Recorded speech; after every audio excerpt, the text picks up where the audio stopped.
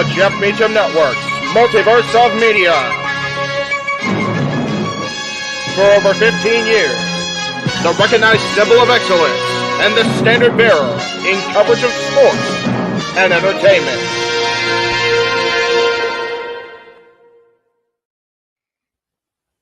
JJ, Jeff, you want to kick this thing off? Because I'm still trying to process everything here. Yeah, it's like, who wants to go first? Who wants to go first? Well, Come on in. It's open mic night with your host. you could maybe say there's really 4 topics, but it's split into 6. The Renegade, JJ Williams. The Sammy and Eddie Kingston thing, which one's the better smelling turd? And his panel of co-hosts. I am founder. We'll call me that for today since we're going with the Jeff Jarrett love theme here this week, according to JJ. The West Coast Professor, Jeff Meacham. Karma is karma is karma. That's professional wrestling! Damn it! The Simple Man, Noah Foster. It's showtime! Yeah! How you doing, JJ? How you doing, Jeff? James. Yeah. And the He-Man, James Hebert. Imagine Bill Burr, Joe Rogan, Paul White, the Baldies. There you go. It sells Oh, itself. God. Get in there. Short his ass and shit the bed. He's not Amber Heard. Give it time, JJ. Give it time. Now, I'm sure Jeff has some stuff that Dumb move. Just don't pull this bullshit again. You get one. Tony needs to stop caring about the ratings. Bradshaw said as long as the ads are in place, we're not going to lose that third hour. Ring of Honor does not have to be AEW Light. They don't necessarily have to coexist with each other. We kind of saw that tonight to a degree. Along with a panel of guests. He is no longer glorious. Don't you bring that up. You want me to rant about what my NXT used to... No, we are done here for the night.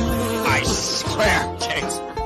Because you never know who may show up for open mic night. I leave our company in the capable hands of an extraordinary group of superstars, employees, and executives.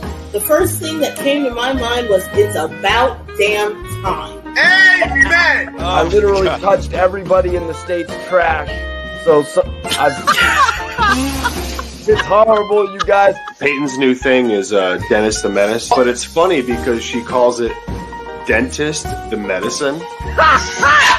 And That's great. When Elliot Taylor came out and did Born for Greatness live, I was popping my pussy, having a great time. I didn't care. I was having so much fun. Sit back, relax, and enjoy the show. Fuck Bill Belichick.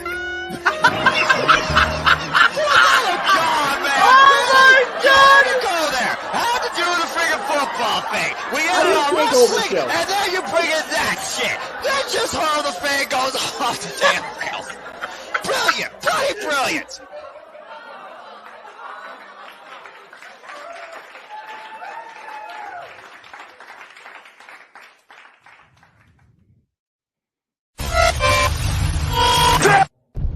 We're here.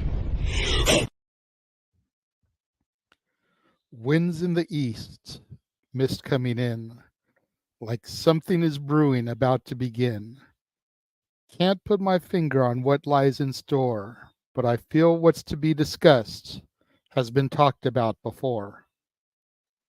What is going on, everybody? Welcome to another brand new installment of Open Mic Night, the Saturday night shenanigans that everybody looks forward to.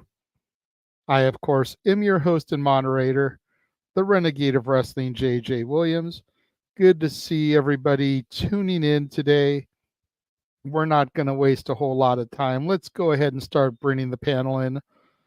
First and foremost, the voice of the JMN, Noah Foster. Hello.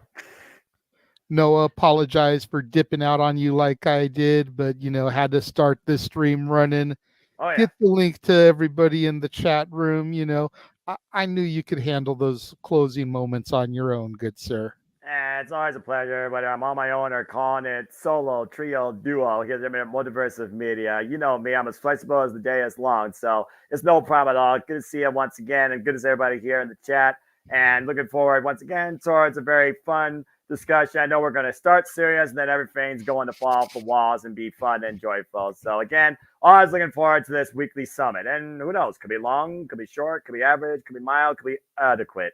Let's see what happens.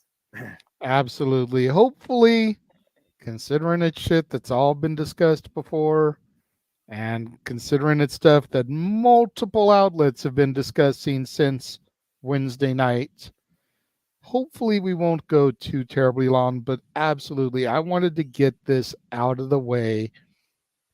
It had to be discussed. You know, I'm sure you can agree with that. As much as you strive to stay away from the negativity, as much as we all strive to stay away from the negativity, it needs to be discussed. So let's just clean up the shit. That way we can have the party on the lawn, basically. Sounds good to me. Next, we're going to go ahead and bring in a man who originally wasn't going to be here for this opening topic, but he was convinced by my plea to just respond to what everybody else has to say, basically. Because you can tune in to the Jay Hebert side of things to see everything that this man had to say about Wednesday's festivities. James, good to see you here, good sir. Damn it, James, you freaking idiot! Yeah, I deserved that for earlier on in the stream. 2 times, actually. Yeah. This man popped into the stream and portrayed the mat, the sacred mat that Gunther always speaks about. He spoke as the mind of the mat, and you broke Noah. Then I came in, and well, listen, I can only control my alter egos for so long. Something clicked in my brain. I don't know what happened, but it wasn't me. I was some foreigner. I don't know. If you get that reference, you're a fan of Beavis and Butthead. Fucking hell. Shut up. What's up, Beavis? I'm old, I'm tired, and I work with children. Good segue back. Yeah. As stated in the chat room, make sure you guys tune in next week on 420 when the Cleaver, Colin, Andrew will be here as part of the panel.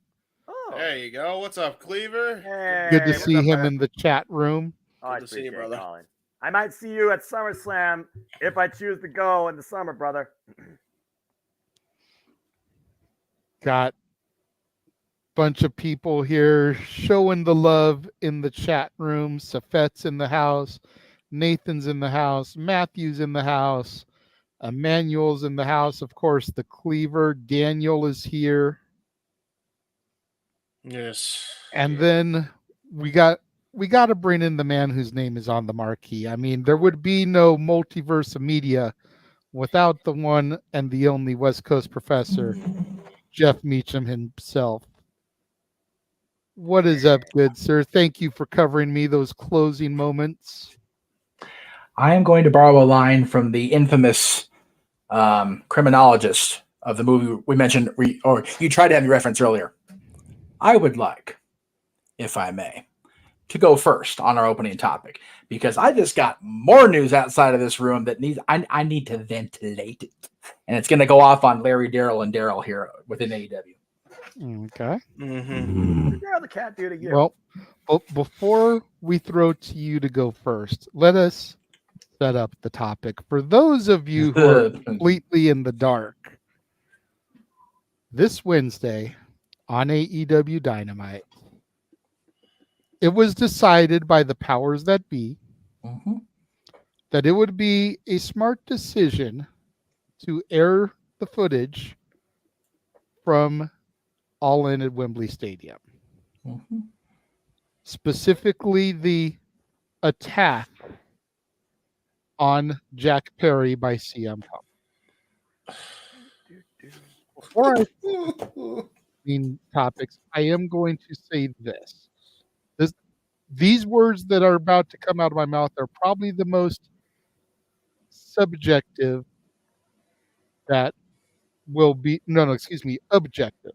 I think that's the word I'm looking for. Objective is the correct word. That will actually come out of my mouth. Yeah. Okay.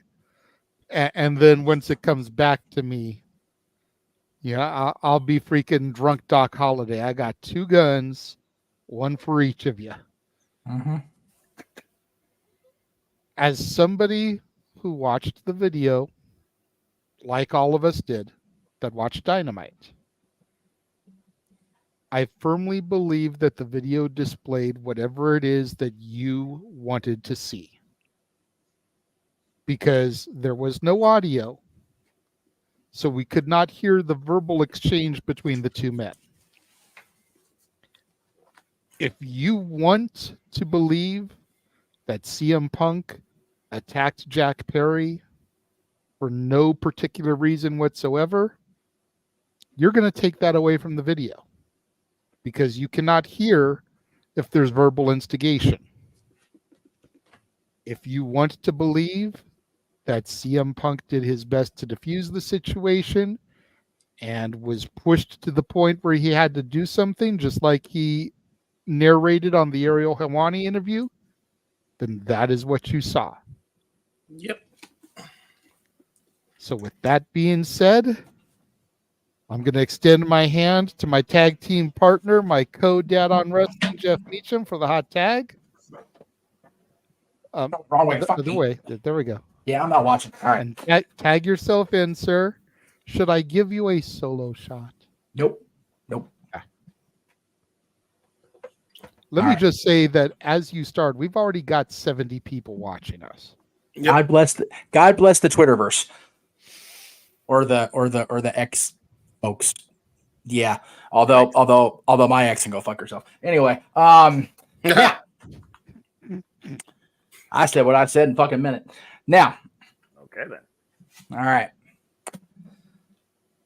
Regardless of how anybody views what went down at Brawl Out or Punk's return to the company or at Wembley, all Wednesday did was show me, and I firmly believe show the majority of the wrestling fandom that Tony Khan has been, and will never be anything more than a fanboy like the rest of us who just has more money. Yep. And can play with his toys. Yep. Now, I will also say that it is very difficult for me as a content creator to continue to promote watch-alongs, coverage, whatever of this company, regardless of how many friends I have in the roster. And I do have quite a few friends left on the roster still. It is becoming an increasing chore on my soul. Yes, I'm a redhead. I don't have the soul of ginger. Haha, very fucking funny. It's becoming a chore on my soul to deal with this. And people are going to come back and be, oh, well, you don't have to watch. You're right. I don't have to watch. I don't even have to produce the watch-alongs. I don't even have to agree to air the watch-alongs on my channels or on my Multiverse media. Do you know why I do? Because this guy still enjoys professional wrestling, and he enjoys and the popcorns are great, so thank you for that, Noah, and the time spent, so thank you for that. It's keeping me from going completely up the fucking roof, so thank you for doing that. That's coming momentarily, for the record.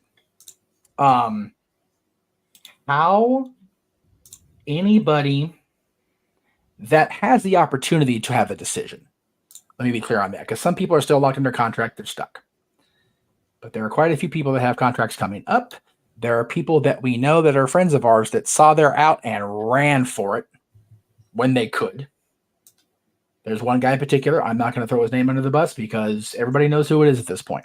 He's doing very well for himself right now outside of AEW. But how we as a multiverse, me as a content creator, me as a fan, can be expected to put up with people calling themselves Skippy Flyback and making that face. You can go the fuck away. Okay, bye. See you, bye. Dude, dude, after the week I've had after WrestleMania, I'm fucking done with everybody. Like, you guys are like the only people I'm not gonna go ape shit on at this point of the game, to be perfectly honest with you. When you bring it to a point where he has gone against every single thing he said he wouldn't do, he being Tony Khan, pronouns, pal. We won't make the same mistakes WCW did and Eric Bischoff did. Okay, so you won't counter program against competition. You won't have stuff on television that seems like it's real, but it's in kayfabe. You won't take real life situations and make them fodder and haha. Like, what? Everything he has done since the Punk thing started has been complete hypocrisy from Tony Khan. Yep. Absolute 100%. Okay. Now, here's where Jeff gets fucking angry. Ginger snap. All right. What the fuck are we even doing with this, Tony? What the fuck? Because on whatever it was Thursday or whatever this went up, or read it once it pops up. Just got the great news from TBS. Last night, signed up 29% from last week, up 17% over prior 6-week average. Thank you all for watching. Do you know why they watched, you curly-headed fucking idiot? Because you were going to show CM Punk on your television show again. You proved to everybody that the only way you're going to pop a fucking number worth of shit is to have Punk on your television screen. You completely fed into the narrative that you were so peaked off about CM Punk presenting on Ariel's show. Like, he hit me, I'm going to hit him back. Grow the fuck up, you little man-child. Seriously. It is so frustrating because I want so bad for somebody. You know what? I did want somebody to step up to WWE headquarters in Connecticut and go, I'm going to be better than and compete. And nobody's fucking doing it. And the last guy that had the opportunity is now Tony Khan, looking like an overgrown man-child, pitching a temper tantrum because he was afraid for his life. I am going to be completely non-PC in this next few moments here. That shit we saw on the video threatened your life. You are a giant pussy, Tony Khan. Yep. You are a giant, overloaded wuss. It barely even got near your fucking table, first of all. And it was well squashed before it even got near you because grown folk like Samoa Joe stepped in before anybody got really fucking hurt. So kudos to Joe and his pink keychain. Shout out to Joe. No DQ OG. Love my boy Samoa Joe. And shout out also to the Rhodes family challenging Samoans named Joe this week. You gotta love to see that shit. Good stuff. What the fuck are we doing, Tony? What the fuck? I mean, good for Dustin. He got a match on television. Lord knows Dustin deserves that. But Jesus Christ. Really? Everything that has gone on wrestling television except WWE since WrestleMania has made my head go especially on TBS and TNT. To be fair, people are what are you cracking on Impact for? TNA for? TNA, as great as their content is to watch, more so than it has been in the past, they are never going to get to the point that they were in 2002 through 2007, we'll say. Yep. When they were the true alternative. Much like AEW was supposed to be the true alternative. AEW is now a sports entertainment company run by an overgrown, conceited, full of himself, got the company because of his daddy executive. This sounds really familiar to about 40 years ago, but anyway, who is going to drive himself out of business if he doesn't scare everybody away first. Yeah. So, as far as the final thing that I'm really going to like set everybody off and probably get all, well, he's just being a mark and, he's trying to get views because he needs views because he's so desperate for super chats and whatnot. Well, to people that say that and to Tony Khan, fuck you for ruining my week.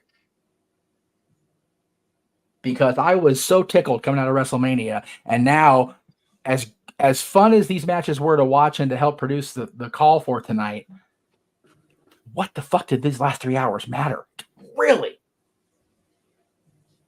All we know is, okay, we know more matches for next weekend, which is the idea for a television show for Refresh Wrestling. You're supposed to find out your progression toward a pay-per-view. Okay. We had yet another week of Battle of the Belts where no championships changed hands. Yep. And the two titles that were on the line were a non-sanctioned, unrecognized title and a title that doesn't even have the letters AEW on it. Which, again, they're under the same umbrella. No disrespect to Athena or Billy or Velvet or Queen Aminata. Love those four. But what the fuck are we doing? You're touting a number popping on Wednesday, just verifying how out of it you really are, dude. Yep. It is so infuriating. The lack of logic, and this is where my personal shit comes in. The lack of logic being applied is just mind-boggling to me. On one hand, you've got, oh, well, I was afraid for my life, and, the WWE big bad bully keeps, programming against me. And over here you go, well, we're going to show this shit, make sure we get a fucking number. And, oh, by the way, TNA booked a show? Yeah, okay, well, let's go ahead and book against them. Oh, I'm being accused of that? Oh, I'm going to book my entire pay-per-view. That way they can't call me that no more. Dude, Tony, show me on the dummy where it touched you and hurt you. Because clearly you're traumatized as fuck. Mm-hmm. And it's fucking infuriating.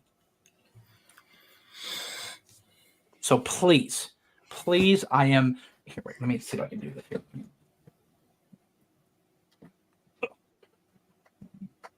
I am begging you, Tony.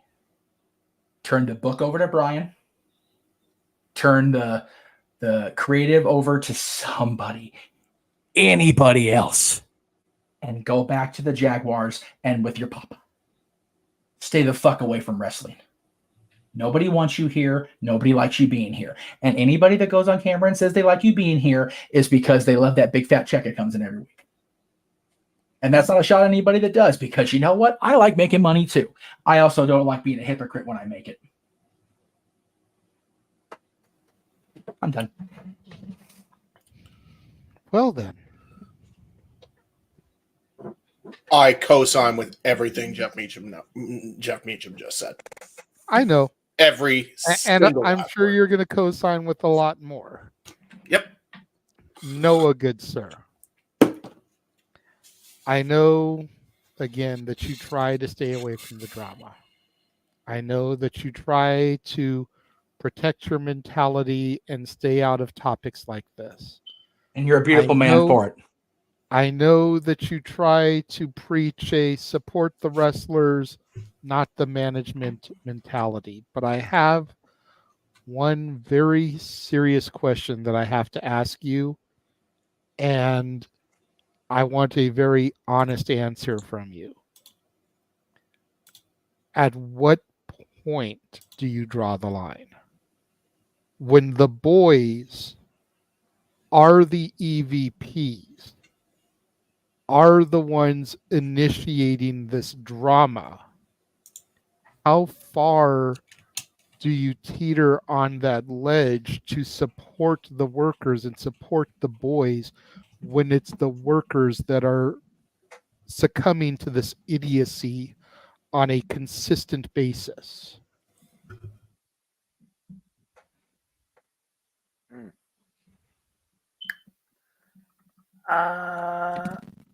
Well, like I said, prior to our watching alongs with Jeff, it's one of those things where, again, I just don't look at the industry that deep. And I think that's always helped my mentality, even standing by the worst times in WWE, because if we truly want to see change, it's not on the fans, it is on the workers. But you're not going to have a full-on strike or walkout when some of these people are getting the biggest chance in their young careers, just starting on a grander stage to try and maybe get to somewhere different or bigger. Or you got these people that are trying, to continue to support their families and remind us and maybe even themselves why we love professional wrestling. I guess for me, it truly comes down to when do I see that same show of heart, passion, positive outlook mentality in the ring from the workers like Daniel Garcia, like Chris Statlander, like Kazuchika Okada right now, that's skill, and I fucking love it. Like freaking Adam Copeland again, who is Adam Copeland for the first time in who knows how many years. Like the likes of up and coming in and out of AEW through the Ring of Honor system, like Lee Johnson, like Billy Starks. I look more so at the promise of the industry versus the position of the people in the company. And I think that's what drives me. So as long as they keep trying to fulfill their promises for themselves and I support them, I'll support them too. Again, I do not have these same connections to these people. I don't know anybody in this wrestling industry. I barely know you guys outside of YouTube, if being quite honest here, but we develop our own virtual family. For me, it comes down to when on my screen do I see that change in moral code, in performance, where the workers are like, fuck it, I'm here just to get a paycheck. The day I see that is the day I'm affected. But until then, as long as I know what I see from them on my screen outside, list on one hand, dipshits, Twitter twats, and nitwits galore that shouldn't even be associated with the two words, I'm going to keep following what I love and what keeps me centered and balanced in this world. And that's professional wrestling. Even in my darkest time against my own family, against myself. That's what always kept me going. It still does to this day. So whether it was Donald Trump, Vince McMahon, 254 guest hosts, Eric Bischoff, Hulk Hogan, Dixie Carter, Tony Khan, the ultimate millennial Twitter fan that has the $1 billion wallet, I don't give a fuck. I just simply focus on what I see on a weekly basis in that ring demonstrated by those I care about, by those that truly love this as much as I do as a fan as they perform it. And until I see that different on my screen, fuck any dirt sheet, any reporter, anybody that's here for the paycheck. God bless you if you're doing a job, but if you're doing this for just a pop because you're a Twitter twat or a troll slayer or somebody that thinks you're bigger than you are actually on camera, that's your own choice. You know who you are, and if you don't, go out and smell some grass that's not brought to you by Rob Van Dam or Matt Riddle. So at the end of the day, I'm going to continue to support what I see on that TV screen from whatever company, as long as it supports my quality and what I look for in this industry as a fan of professional wrestling. Everyone and everything else can fuck off. All right. I love Broadway pop, by the way. Caramel and cheddar is the absolute greatest popcorn pop combination. If you haven't ordered from the Nutman, highly recommend it. Thank you, Nutman. There we go. Before we get into my take and then throw things over for any last thoughts from James to piggyback off of everything we said, we do have a $2 super chat from Emmanuel. Thank you very much, brother. When you have your AEW fans cheering for CM Punk, you have a problem. Mm-hmm. And that rant, by the way, was Statboy approved. Didn't think it was a rant, just more of a testimony. But at the end of the day, everybody is a fan of their own design, of their own choosing, and who they follow and who they believe with. And as far as the mentality goes for professional wrestling, I look at what's on my screen and what the men and women are trying to do. Not the idiots that are just trying to look for some reason to get something out of you, whether on Twitter or in front of a camera. AEW is going to find themselves in the same position WWE found themselves in for roughly 10 years. Yep. And it couldn't happen to a nicer bunch of folks. Josh, there's people here that haven't seen SmackDown. You know better. To your point, Jeff, those good people is the reason why I stand true behind them and behind this business. The good in this business should outweigh the negative bullshit and antics. And that's what keeps me going as a professional wrestling fan. And the fact I get to commentate it for fun with you guys on a weekly basis. All right, so just so that all the people in the chat room know that the Hammer doesn't know any boundaries, Josh Mansfield, a member of the team, has been timed out for posting SmackDown spoilers. So if we're willing to time him out, we're willing to time any of y'all out. And just so we're clear, JJ has not seen SmackDown. Okay. Just because it has already been more than 24 hours does not mean everybody's had the chance to see it. Some of us work. Some of us were not off yesterday, or if we weren't working, we were in front of our television screens. Hell, I was watching SmackDown when this fucking drama with my stupid ass ex started last night. So I haven't seen all of SmackDown either. So we do not encourage people to put spoilers in here. So even if it's a day old, we are here to talk about the dumb fuckery of the people in charge of AEW and the brilliance that was WrestleMania week. WrestleMania week, which ended Sunday night. Anything after that, if we bring it up, cool. If not, learn from Josh. I love Josh. I'm gonna go give Josh a hug here in a second when we go to commercial and say, why you keep fucking up for? Until then, let us get through these topics. And I said in the other chat, in the other stream, if you guys want to talk about something else, please super chat us. I don't like talking about this shit. No. None of us like talking about this shit. It needs to be addressed because Tony Khan has caused me to lose what little hair I did have left. Yeah, it has to be discussed because it's newsworthy. Yes. I legit thought about going on the air Wednesday night as soon as it happened to do a stream because I wanted to be topical.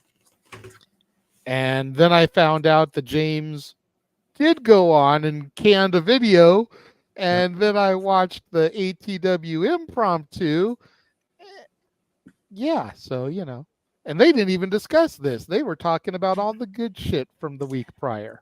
No, and I figured either James or our buddies over at No DQ would be on, and man, Aaron didn't hesitate a fucking minute, man. He was on Thursday night, and you know what? That's fine because I got to be part of something else Thursday night that I was happy to be part of. So I knew we'd have this. I knew we'd be here, and it's so like I was sitting here. I don't know if you guys. I'm trying not to cry. This is so frustrating. Yep. This company had so much opportunity and potential, and to be honest with you, it still does. Yeah. But they've got to turn the fucking ship around. Anyway, I'm sorry. I'm treading on your time. I apologize. It's okay. Datilla, we understand you not being here tonight. It's all good. You're in the chat room. That's what matters. All right. So that's the downside about letting Jeff go first is he hit a whole lot of my points. So I'm not going to sit here and rehash. At least I'm going to try not to. But so you guys popped a decent rating with this episode, this broadcast where you showed this footage. Yep. You still didn't get over 1 million views. And how many of those people will be back next week? If you don't get the same amount of views next week with the phenomenal fucking card you've got stacked, you fucked up. Yep.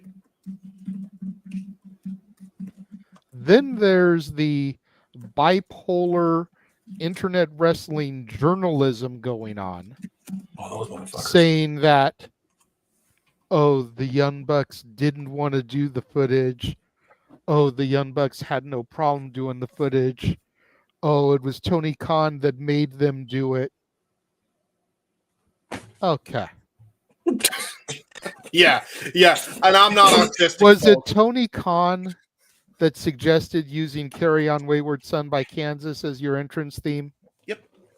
Or was that your stupid ass trying to take a pot shot? Did Tony Khan suggest you guys doing a victory lap, the first collision after Punk's firing? Or did y'all do that on your own? Did Tony Khan suggest doing the buckshot lariat and acting like you hurt yourself? Or did you do that on your own? I would bet every penny that I have in my bank account, those things were all decided by Matthew and Nicholas Massey. Not Macy, not Messi, Massey. Massie. I think the mask is reference to their clothes. And just making fun of those assholes. Those things were decided upon by those two individuals. I would almost be willing to bet, with the exception of the Kansas thing, without Tony's knowledge. Kansas had to go through Tony. Tony's got to foot the bill for using the song.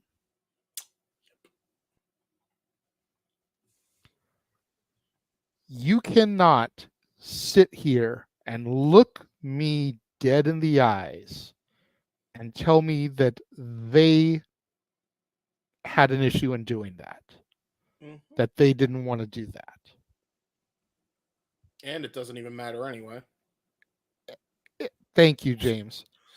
And the biggest problem I have in all of this is, if the footage is exactly the way it was aired, and I'm not accusing anybody of doctoring it, but if that footage is truly all there was, then why didn't Tony air it when he issued the statement of terminating Punk?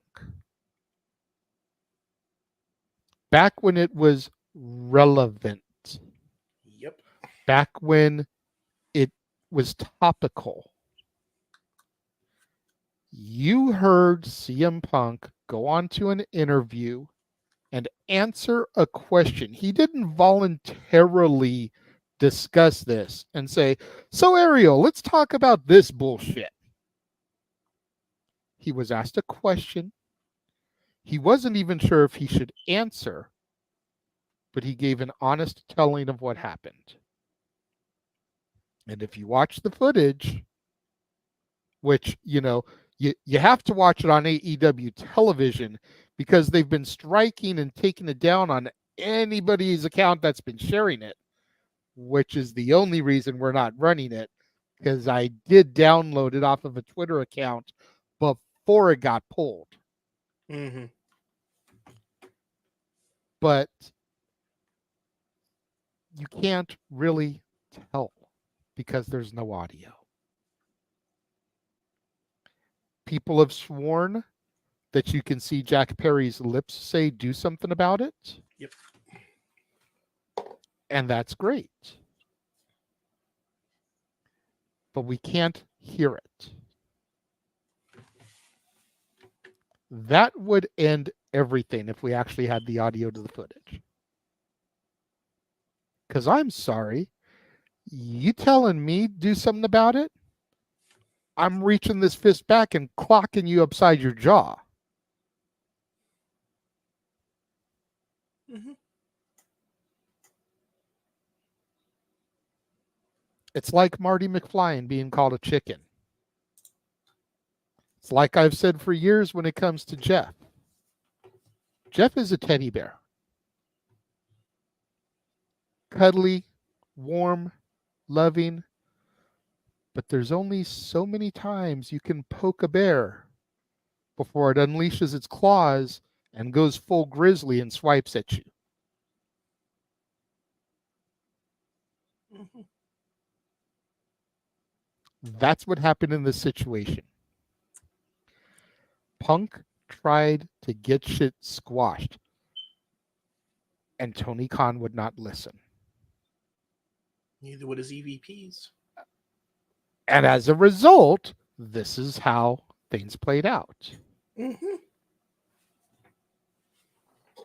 Jeff, I'm seeing the comments go through. If you wouldn't mind popping them up on screen since I'm talking right now. Okay, well, we have a super chat. Super chat. Sorry, it's okay. And he's not wrong here, but it doesn't matter. UKLUSR, Tony's still a giant pussy. If Tony felt so threatened in this moment, pay for the fucking footage. Yep. You can pay for all this other shit that you're using. Mm-hmm. You can buy the footage.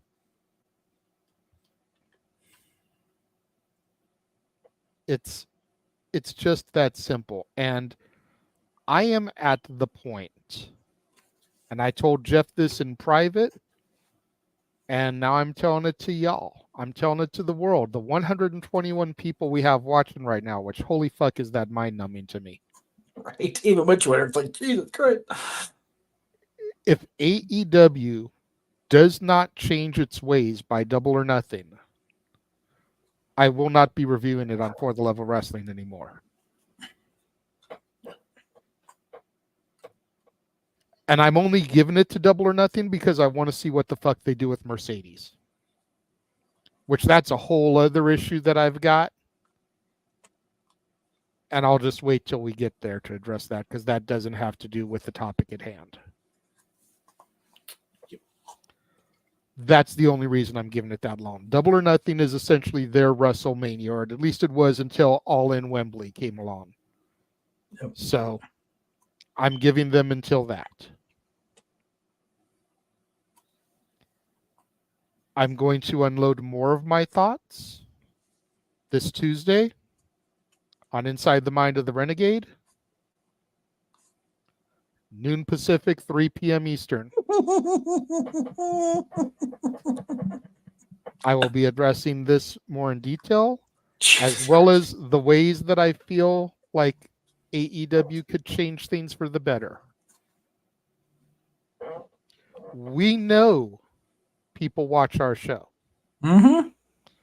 I can throw up the video footage of MJF real quick to prove it.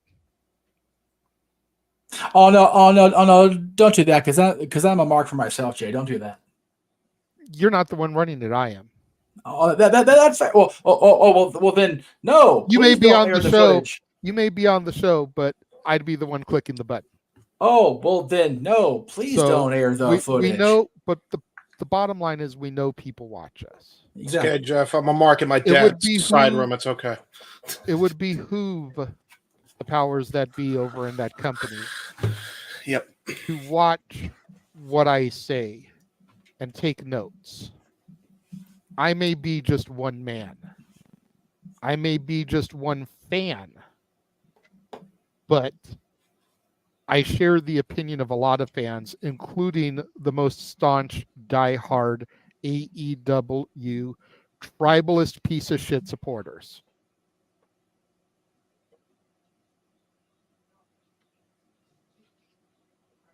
This shit needs to fucking stop.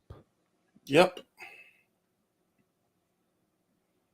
And again, like the point I illustrated to Noah, it's kind of hard to support the workers, to support the boys, when some of the boys are EVPs and are making these executive decisions that are bringing everybody down.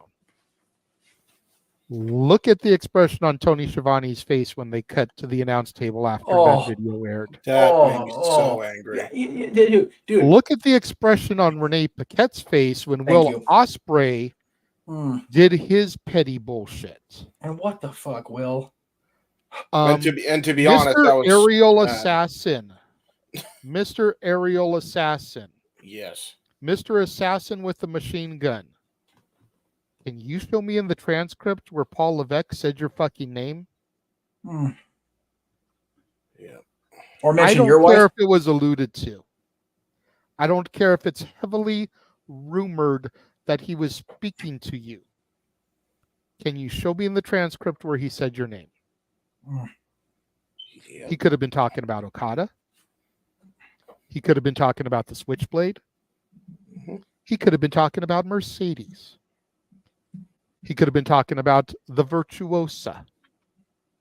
He could have been talking about any of the most recent acquisitions that TK picked up that decided that it was better to go to AEW as opposed to WWE. Yep. You assumed that Paul Triple H Levesque, Papa H, was addressing you.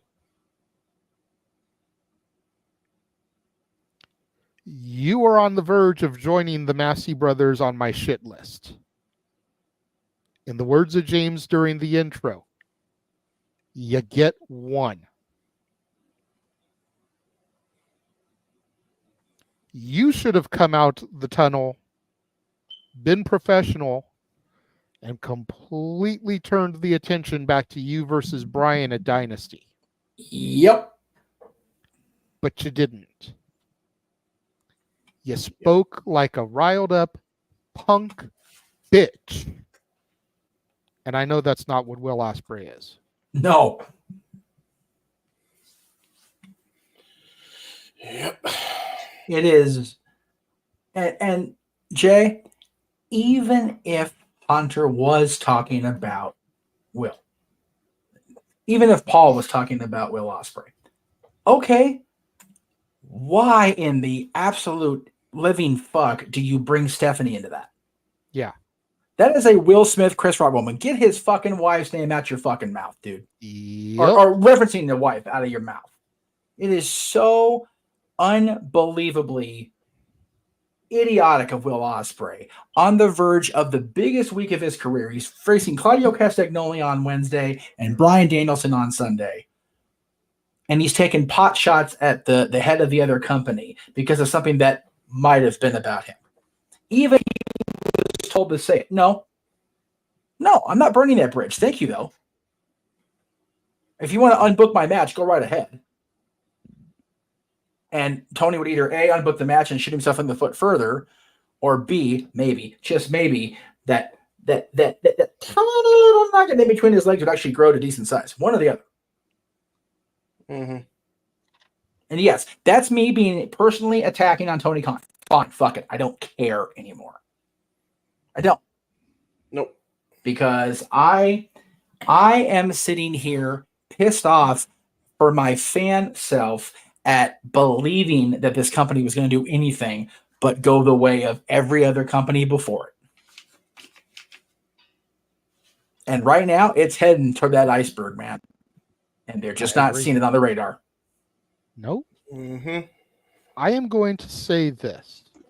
These are going to be the last two comments that I make, and then we can go to the super chat afterwards. Then we can get any final comments from James. Yep. Comment number one, I said it during the watch along, but I'll say it to the 120 people that are watching us that may not have watched the watch along. Everything that came after the Ospreay promo on that television show, I gave not a fuck about. Yep. I could care less. There very well were some amazing matches afterwards. I should have cared more about Anna Jay versus Mariah May because of how much I support women's wrestling. I could give two fuck alls about that match because the air in the arena and the air in the viewers at home was completely gutted after those two segments. And don't even get me started on the FTR bullshit too. I'm only not going there with FTR because I actually fucking respect them.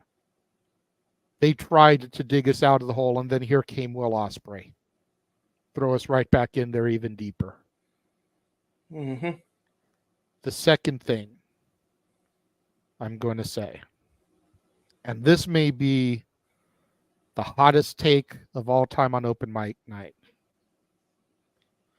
That was the worst episode of professional wrestling I have ever seen on my screen from start to finish. And I'm counting Katie fucking Vick, and I'm counting the fucking Hogan Bischoff TNA shit. That was worse than any of that shit. Yep. Because as horrid as some of that Bischoff Hogan shit was, at least it drove us to the pay-per-views. Mm-hmm.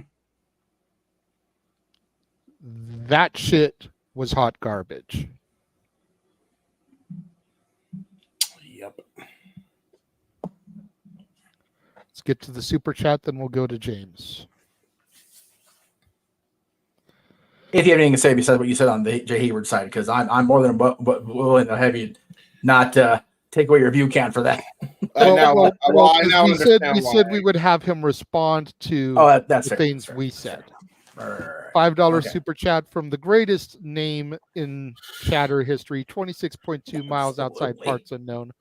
Very $5 true. super chat. After watching No DQ review episode 281, which I was on, by the way, Yes, I you were. thought of something. Virtue with his shouting versus Noah and his ranting voice. Okay. Book it. It would be entertaining. You know what? I completely agree. I think, you know what? No DQ debate, because we know how Virtue feels about AEW.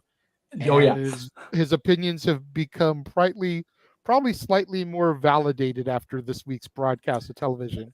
That's and valid. we know how Noah feels about AEW. There's your topic right there. Well, my concerns are two. Number one, Noah does not, as far as I know, want to be drawn into the shouting, screaming, yelling conflict with anybody. And number two, that was Virtue, with all respect to Virtue and everybody on that show, including yourself, that was Virtue letting Aaron get under his skin. Mm-hmm. Those two. Okay, you know what? I'm breaking the fourth wall. I don't give a fuck anymore. I'm over here. I'm getting text from this guy because I had briefly was in the chat room before I caught my train to go see my friend's show Tuesday night, and all of a sudden he goes, "Help me!" I'm like, "What's happening?" Virtue versus Aaron. What? I go on, and I'm going, "What the fuck?" It sounds like a weekly occurrence, though. Like, well, no. They were talking about the fairness of the finish with Roman getting cheated because of all the interference and all that, and just Aaron was doing what we were talking about earlier in the show, poking the grizzly bear, and just set Virtue on one, and it was funnier than fuck. And it was funnier than fuck for the first couple of minutes, and the longer it went, the more it was like, "Oh my god, we just get this over with and get back on the tracks." It was one of those. Not derailed for as long as that was. No, it was one of those, dude. If they were in the same city, somebody'd be going to jail. It was like Virtue was getting up, and I'm sitting here. I got the freaking tripod up because I've only got. It was right. No, that's fair. No DQ for all out. Let's go. Yeah, it was one of those. I had the tripod set up so I could watch the show because I only had my phone with me because I didn't know I was going to have to watch the No DQ review on the way to a concert. So I'm sitting there watching, just sitting there. Oh my god. So, as much as that would be just freaking awesome, I think we need to find somebody that's completely passionate about not only wrestling but AEW that will defend, because Noah, who's listening to Goo Goo Dolls right now, so God bless him for staying out of this nonsense. God bless him. Is know who he is. That's right. Because he doesn't want the world to see him. That's right. He just wants you to know who I am. That's very good. I don't think it'd be fair to have Noah do it, only because he's such a good-natured, good soul, and Virtue just doesn't have that in him, like, because he's so passionate about how he feels. Now, I will say that I've wanted to argue against what Virtue has been saying about AEW and how he's very much been propping up the WWE business. The problem is he's absolutely right about the WWE business. Yep. Business never been better. Period. Company history. For however many years since Junior took over. And it's seeming like he's right about AEW, especially after this last week. Yeah. I think that's what's more infuriating to our audience, the No DQ Galaxy, is that we want so bad for AEW to right the rudder. This week just makes you go, fuck it. Yep. I think that's the core, the crux of the problem here, is that, God damn it, these AEW critics are right. Yeah. These Tony Khan haters are right. Yep. When you got some of the most toxic individuals in the IWC saying the same shit as it's not even that. It's one of those. It's very easy to harp on Matt and Nick. Lord knows I do it. Lord knows I feel like I'm okay to do it because I've seen them come from where they were actually being decent human beings to where they're not anymore. But I wanted to believe almost that Tony had just been corrupted. Like he was just, led down the primrose path by these promises of, oh yeah, blah, blah, blah. And then it's like, no, dude, you had a decision to make. You are the boss. And you responded to, if you believe the remainder, you responded to the original thing on the broadcast by letting over 10 people go. And then you responded to it even further by having that shit air on your television show. Yeah. It's like, nah, dude, you're being a petty fuck at this point. Last 2 weeks. Not Yeah. even this week. The last. Well, I mean, the releases on after the interview with Ariel, the 10 releases, like you could almost believe, okay, you know what? They're not being used anyway. Fuck it, whatever. So I was talking about Adam. No, I understand that, but they torpedoed a very crucial part of an angle for Ring of Honor television in the pay-per-view by releasing the boys. Yeah. Totally neutered that match. That match sucked a dick. It was awful. Yeah. And then it's Dasha. Like, okay. And then Dasha, Dasha is a gem of a person. She was so sweet and just cool as fuck to hang out with on the boat, and just didn't deserve that bullshit at all. Nope. But you can even go, okay, cost cutting, okay, whatever. Yep. But the decision to air the footage is where I go, no, I'm done being neutral guy or defensive guy. What I was trying to say earlier, and I got cut off because of more personal fucking bullshit. I have been the guy that wanted WWE to be competed with and to make everybody better. Well, guess what? WWE got competed with, and they're better now. So fuck everybody else at this point. Mm-hmm. The NWA is hot garbage. It really is. Yeah. Yeah, it's. Oh, okay. Sorry. I will retract that. The person running the NWA and his booking style are making my brain bleed for the most part. Fair. The talent themselves, okay. Yeah. There's definitely bad weeks. Mm-hmm. And then you have shows like this week's episode, which is fucking phenomenal. Which I meant to message you, James, slightly off track here, since you brought NWA up. Yeah. Watch season 18, episode 1, the first from the Hard Times tapings. Mm-hmm. Damn good episode. Ooh. Every single match. Yep. I think you'll enjoy it. I think when it comes down to Jay, I know we're trying to throw a commercial and get back on the positive kick, so I'll try to consolidate. Well, James still has to give his thoughts on what we said. So the bottom line is the people in charge of the major companies we cover are defining our perspective. Mm-hmm. Tony Khan and the Bucks, Anthem, which the match quality in TNA is still great. Stories, hit or miss. Yep, very hit or miss. Oh yeah, for sure. New Japan and Stardom with all that drama that was going on recently, and then you've got WWE, who, Billy Corgan, who again, great musician, but another fanboy who had money. Yep, that's what Billy is, and I'm probably gonna get a few hate tweets, but I don't give a fuck at this point. And then you got WWE, who, if you believe the result of what came out, I think it was yesterday, all his shares have been put up for sale, which means if the end result may be Vince McMahon is out completely. This is a concerted effort. Sue Aitchison got shown the door this week. What the fuck? Why? Part of the old guard being sent off. The only person that even was remotely attached to Vince's teat at this point is Bruce Pritchard. And he got recognized and called out by the new WWE champion, the biggest babyface they've had in a decade. So he's not going anywhere, I don't think. Could be wrong. But other than Bruce Pritchard, it's all new guard.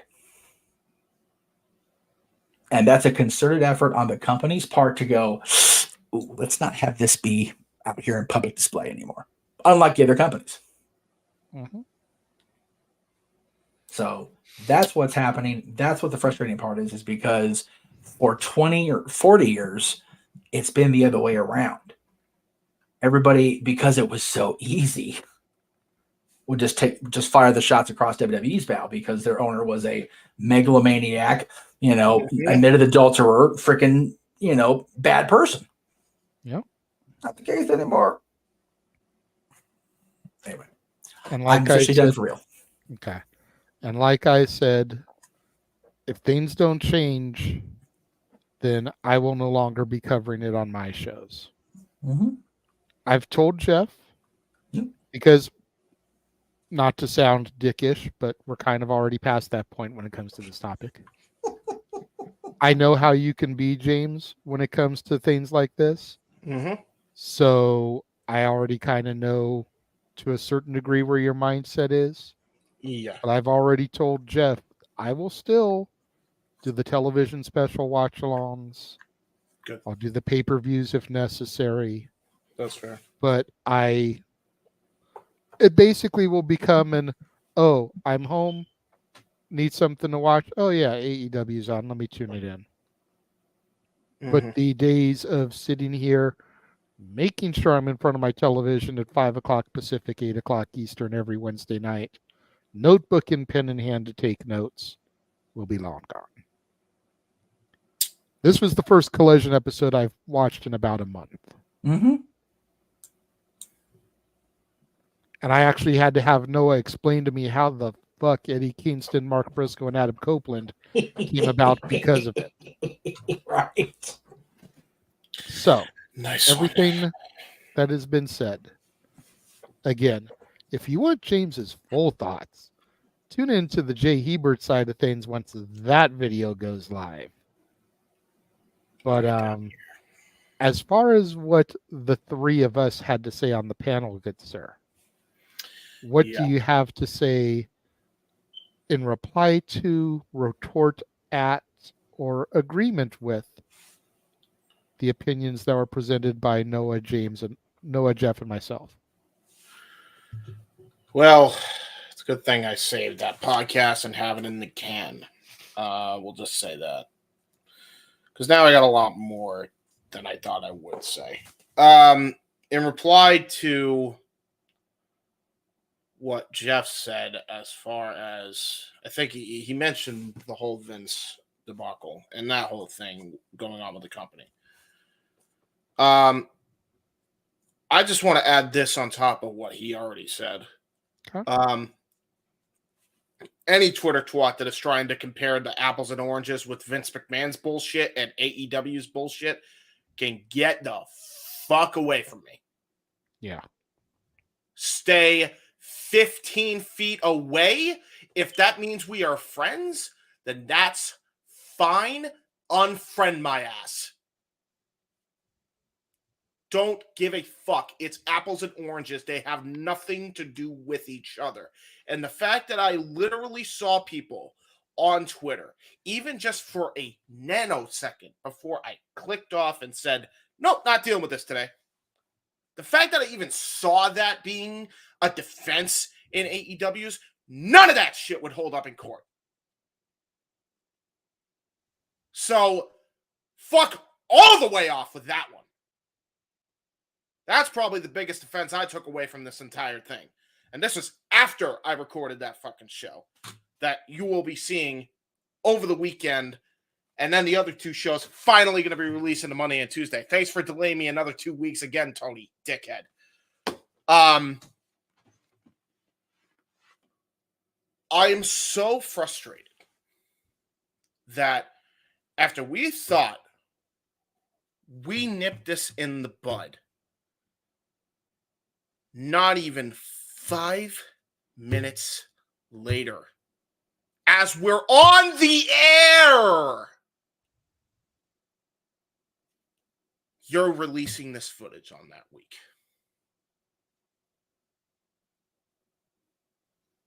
I have never been more disappointed in any company in my entire time of being a fandom. That takes in a lot, and I mean a lot of fucking ground.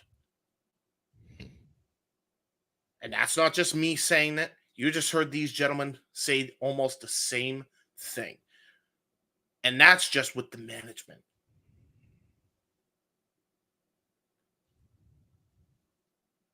It is no secret. We've made it very known. We're not going to out them because, as Punk said, we don't want them in trouble because they're friends with us. Jeff and I have friends in the industry that are in this company and or were in this company. It is also well documented that both of us as a collective are very much emotionally reactive in some cases because we actually give a shit. I think there was a word you said to me in private about it, Jeff. I forget the term, so forgive me, but it was very apropos. Like, when we care about people because we're just emotionally empathic. Empathic, thank you. We're empathic individuals that give a shit, and we could tell when people are uncomfortable. When I saw Tony Schiavone's face after that footage aired,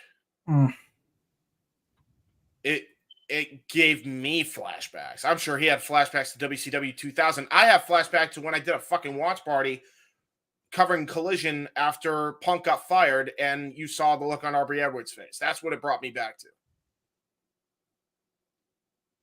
That fucked me off from AEW right then and there. It fucks me off even more seeing Schiavone like that because, again, these are the two at one point, they did a podcast together called AEW Unrestricted, and they were waving the fucking flag of this company not too long ago. Proudly. I can't even tell you the last fucking Unrestricted Tony's been on. Yeah. We had, at one point in somebody's taking, and forgive me because there was a lot to take in. But at one point we're talking about, everything going on with the Messy Brothers is like now the dirt sheets. I call out certain members of the dirt sheets on my podcast. So there's a spoiler on that one. Mm-hmm. As they fucking deserve, by the way, because they absolutely effing deserve it. Cry Me a River. You heard that one. They deserve that one. So be on the lookout for that one. It'll happen on that podcast. But regardless if it was Tony or the Bucks, same shit, different toilet bowl. I don't give a fuck if it was Tony's idea. I don't give a fuck if it was the Bucks' idea. It's the same shit in the same pot. It does not matter. You're all to blame. You have caused this to get us out of hand as it did. And all you did, regardless if Phil was wrong for shoving Perry or not, was prove Phil Brooks right. That's all you did. I don't give a shit if he got a little aggravated and pushed somebody. Don't give a shit. He asked you to handle it. You didn't want to handle it. That's on your dumb ass. He warned you multiple times. Multiple times.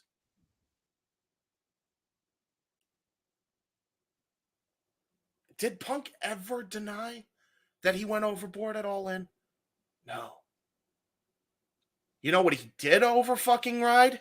You know what he did say? I didn't sign an NDA for anything that I did wrong back in September. Yep. What the hell does that tell you? You know what that is? The legal loophole speak of saying they fucked up, I didn't. And after what I just saw, why would I believe in anything else? Even if he was wrong in pushing Perry, why let it escalate to that point? You had multiple opportunities, Tony. Multiple points. Now we're way past it. And then you let this guy get you so riled up that you feel the irk to air this shit on your television show to make us all sit here and play fucking deja vu all over again. It is infuriating as a consumer of this product. It is an infuriating as a fan of this industry that has friends in this industry. It is infuriating that as a person who knows people that have been in actual businesses that could have run this better than you did. It is infuriating that anybody in this chat has to talk about this for the fucking umpteenth time in a row. And why? Because you will not let it go. Phil talked about it once because he was asked a question. You took offense and you decided to go on attack mode. I've had enough.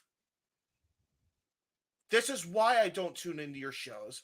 This is why I will not watch the Young Bucks. This is why I will turn my back on people like Scapegoat Jack Perry and the Messy Brothers. This is why. Because I will not support bullshit anymore. I won't. As Noah said, and I agree with him just as much as I agree with Jeff, the only reason I tune into AEW, and that's just for a pay-per-view basis now, is for the workers that make me sit down and watch any goddamn way. That's it. And that's how it's always going to be with any company. Because honestly, that's how I'm treating the entire wrestling industry. And you know what? I'm much better for it mentally. But guess what? You don't see WWE making these mistakes right now as a company.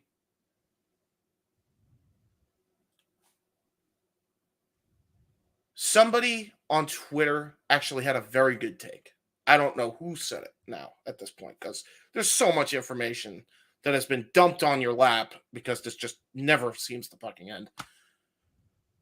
But they had the best take of this whole situation. Tony Khan is a complete opposite mirror image. It's almost like a doomsday clone of Vince McMahon. Vince McMahon wanted to instill fear and intimidation to lead his locker room. Tony does that by being in fear and fear of rejection. Mm-hmm. He's a gentle lover. Yeah, stop me when I'm telling lies. I'm over this.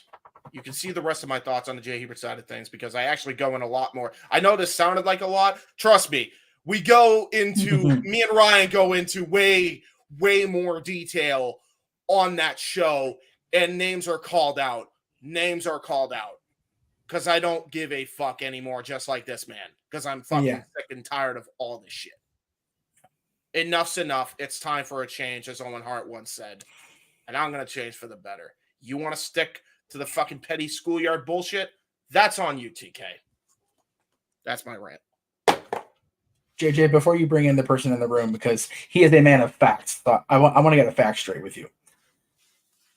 When Punk came back and they formed Collision, and, you know, if my memory is correct, there was no issue directly between the Bucks and Punk that we heard about anyway.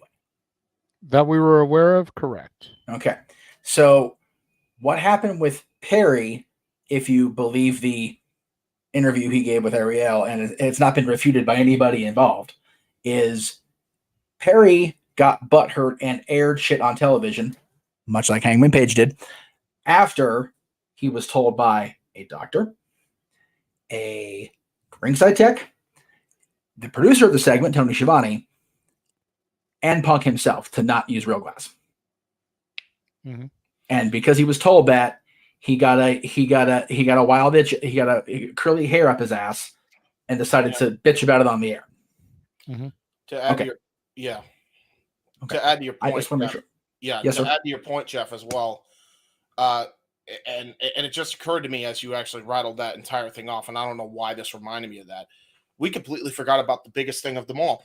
AEW lost another EVP because of this whole situation. Kenny Omega. Well, Kenny's not gone from the company yet. He's not officially. Okay, so he's not gone, but he outright said he's not an EVP anymore. Okay. After that, yes, Jeff. Oh, okay.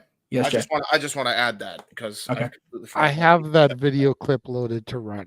Let's not get into my Oh, perfect. Okay, so JJ was way ahead of the game on that.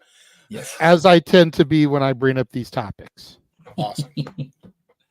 However, let's go ahead and bring in the man with the facts, even though he rarely watches AEW, if ever.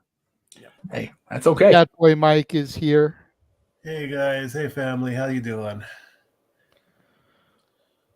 we're kind of tired about talking about the same bullshit drama that always seems to surround all elite wrestling. But other than that, we are good. We were starting to wind this topic down. Oh, you mean I can't throw in my 2 cents?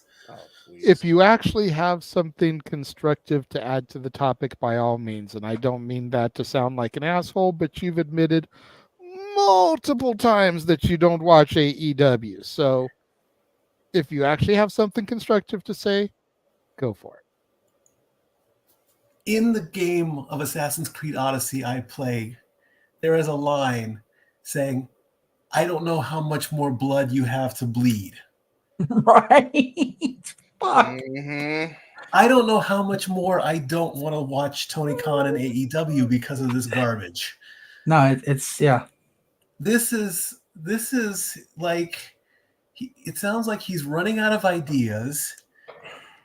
The only smart thing he's thinking of is, how can I take a shot at my most recent guy who left the company? Because since Punk has come back to WWE, he's been well loved. The fans, it's like he never left. He's welcome. He's happy.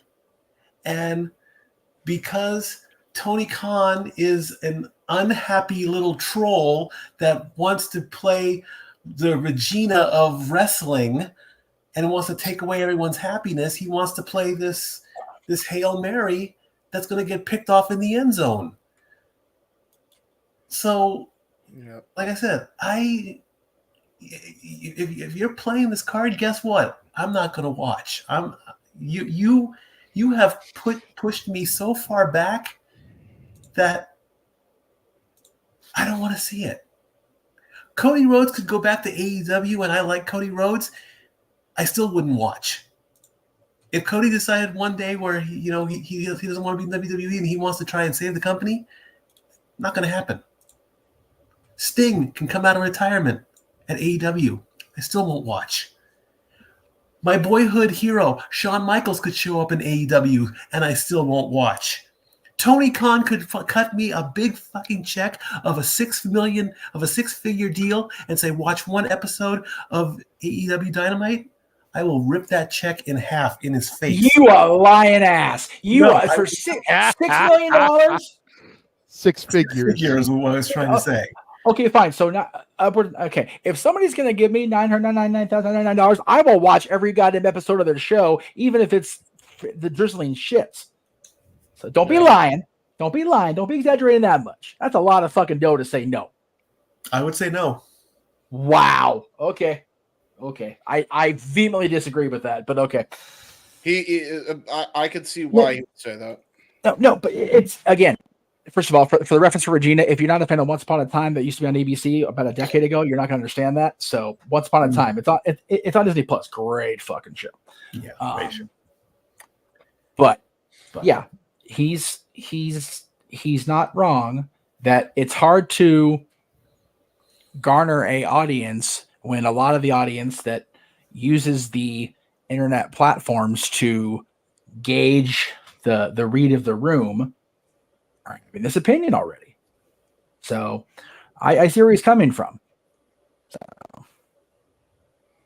Well, to add to it too, I think that's part of the problem is you got the people in charge that are taking the petty pot shots as well. Well, right. That's what I said earlier. It's they're either taking the shots themselves or they're they're encouraging their talent to do it, like Will. Yep. Which is, it's still on Will. He's a grown ass man. Say no, motherfucker. But anyway, dude, we need to go to a nice positive break, and I think we know what you have in mind to do it, JJ.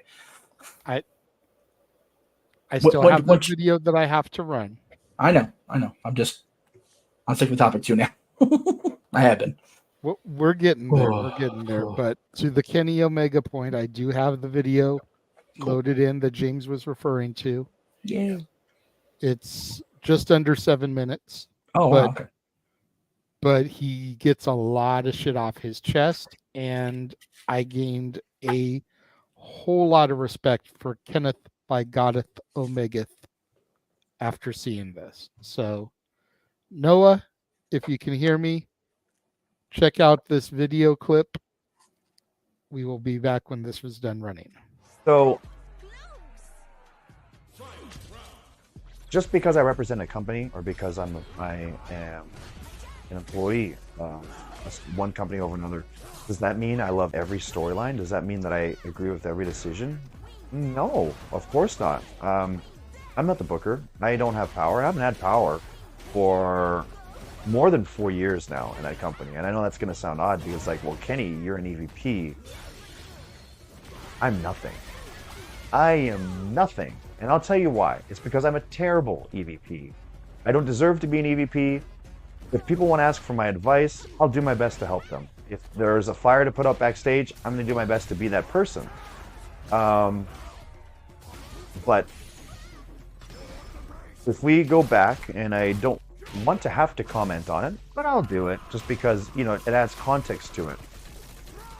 I thought my duty as an EVP during Brawlout would be to enter the situation while there was chaos, de-escalate it, and create a peaceful environment for everyone.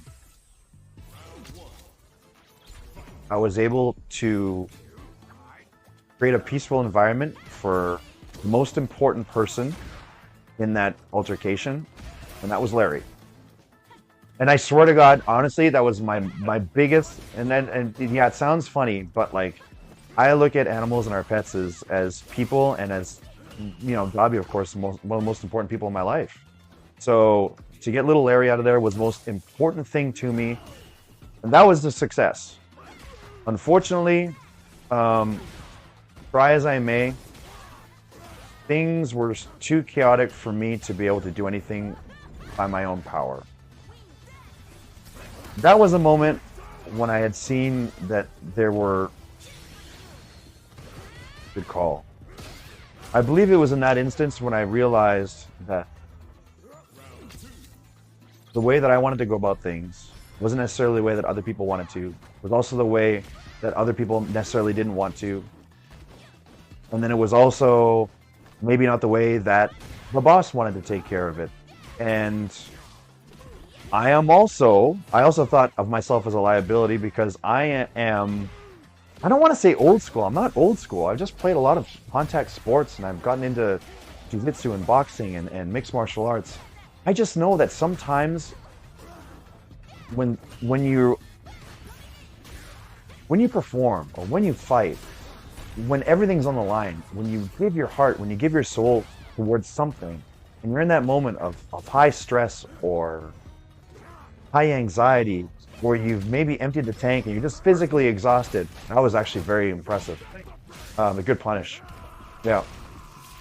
When in an environment like that, sometimes emotions get the best of you and people will want to throw hands. And in the case, and I'm unfortunately or fortunately a believer of it, I think if it's decided that, hey, this is the best way to solve things and you can shake hands after and move on after, I'm a believer. I'm actually a believer of fighting. I am, and that sounds terrible to say, and which is why, like, don't make me an EVP in 2024. You know, you can't do that stuff anymore. I just feel that sometimes that's how you have to settle things. Sometimes. And I don't mean you have to settle it and then it has to be shown on screen to everyone, or people have to brag online about who won, who lost. No, like, it's not for that purpose. It's for the purpose of just getting that stuff out that you need to get out. And I mean, I'll admit there were a number of times, even now with me, where I thought that might have been the most appropriate answer. It never came to that.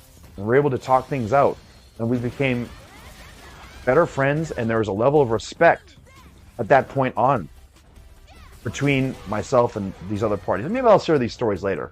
It's but I always, it's crazy. As much as I believe in cooler heads prevailing, sitting down and talking, sometimes it was just like, hey, I can't even think straight until I start throwing some hay, you know, or maybe that I need to be smacked around a little bit, whatever the case might be.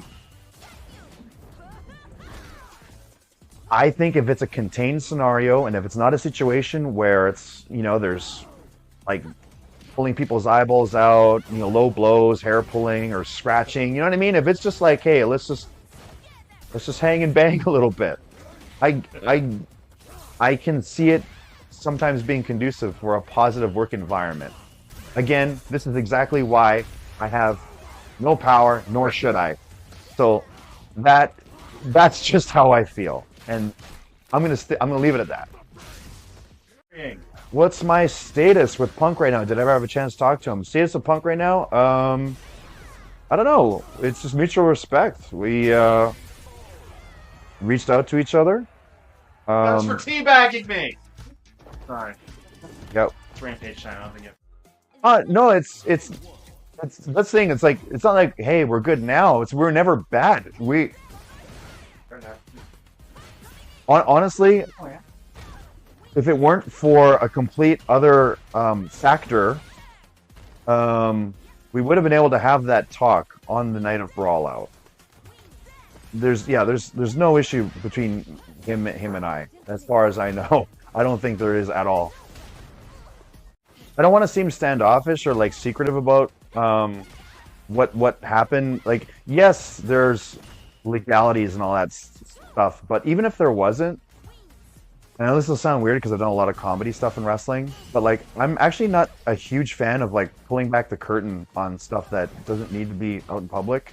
That's what I'm saying. Like, if for whatever reason guys were to fight or whatever, like, it's not for the public to know. That's just for them to air out their stuff, to get it out of their system.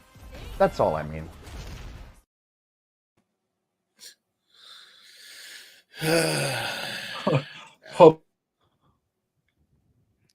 Lots to digest there.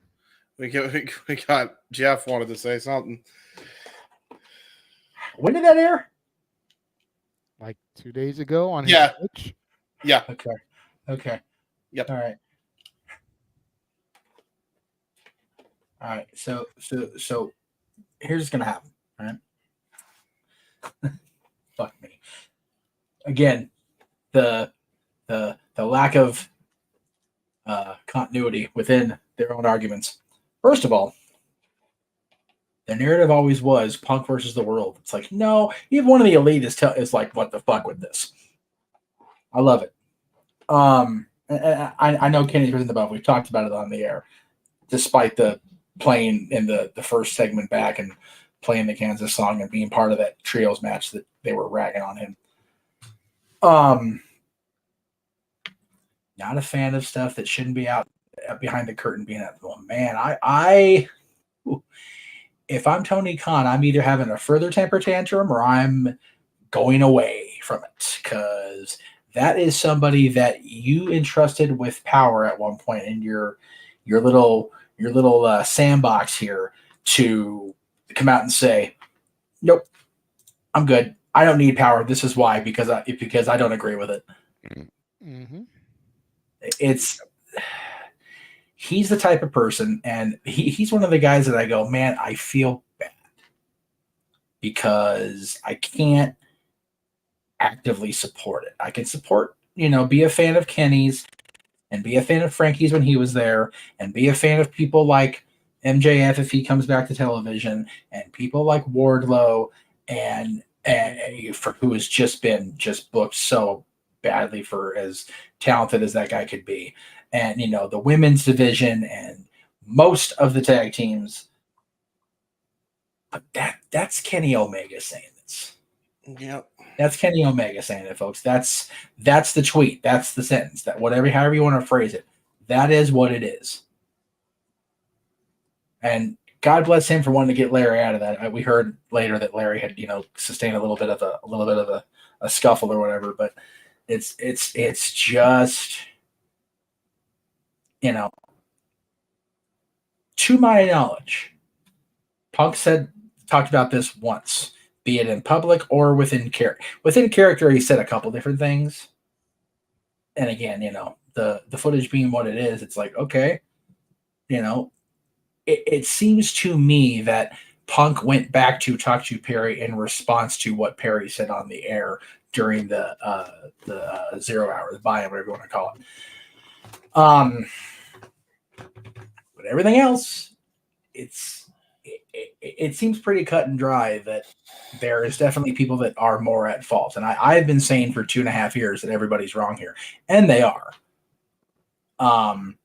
But now it's a matter of less wrong and more wrong.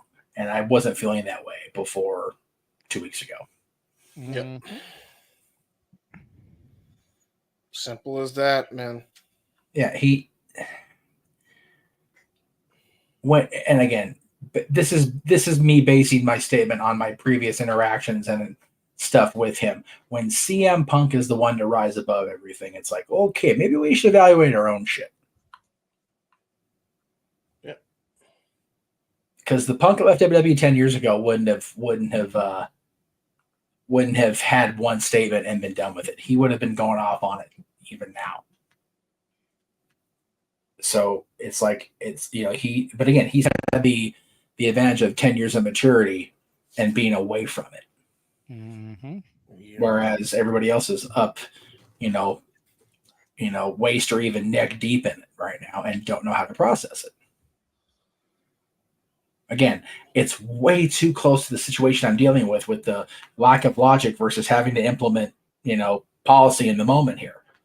Like, can't do anything right now because my hands are tied. Tony, your hands aren't tied, dude. You've got the fucking money flow. You've got the pencil, dude. Yep. Figure it out. Please figure it out. I'm halfway planning to go to that. If I wasn't going to be so tired from being at Disneyland until midnight the Friday before, I'd probably go. But I don't know if I want to deal with going to Vegas and this bullshit in the process. I tell you in my sleep. Yep. Anyway. It's just nuts. But like I said, I saw that much as James did.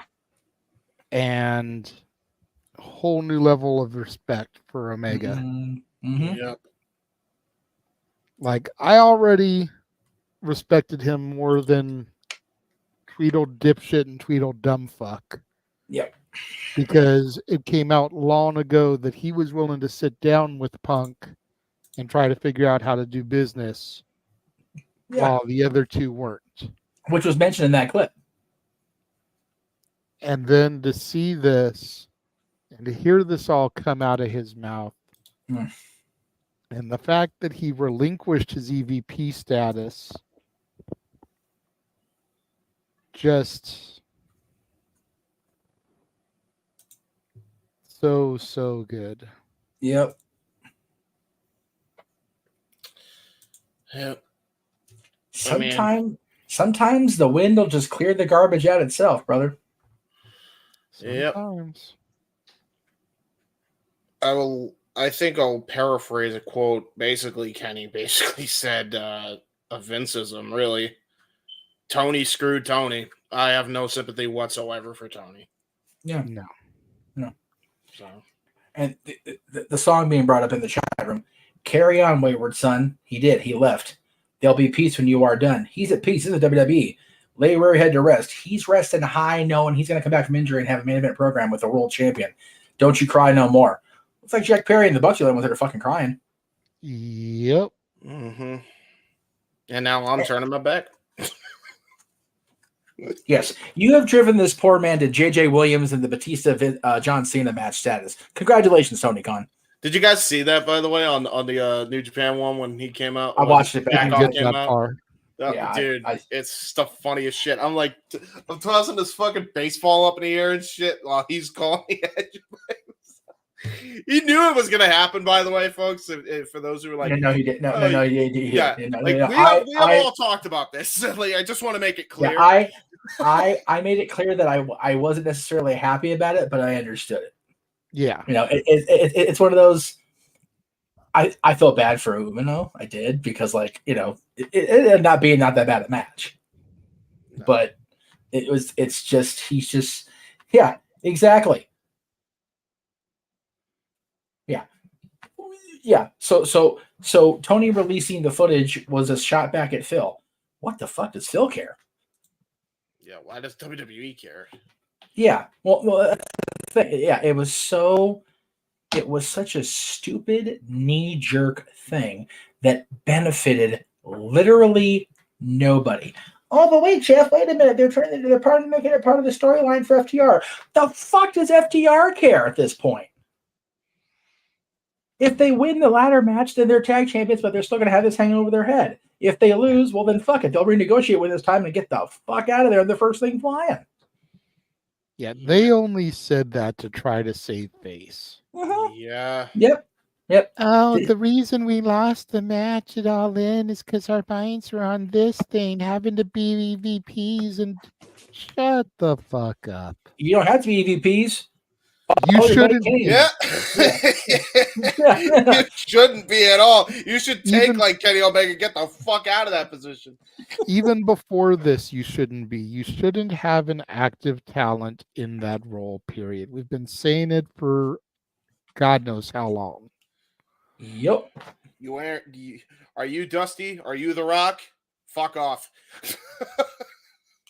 Seriously. Damn it all the hell. Oh god, yeah. It's dude, even The Rock with all his money does not have enough to get any kind of fucking clue, Daniel. The Rock's got more than $7 in his pocket nowadays, but even he can't save that curly-headed dumbass. No, nobody can at this point. The only person that can is if somebody decides to have enough money to buy it out from under him to run the ship themselves. Well, no, but that's the thing. He sat there prior to Punk coming back talking about, how Brian's is great, mine. Give the fucking pencil to Brian and turn the business side of it over to whoever and go back and run the football team. Hell, the Jaguars had the best season they've had in a generation this last season. They're this close. Just go back there and do that. Focus on getting them over the hump. Did I miss my finger?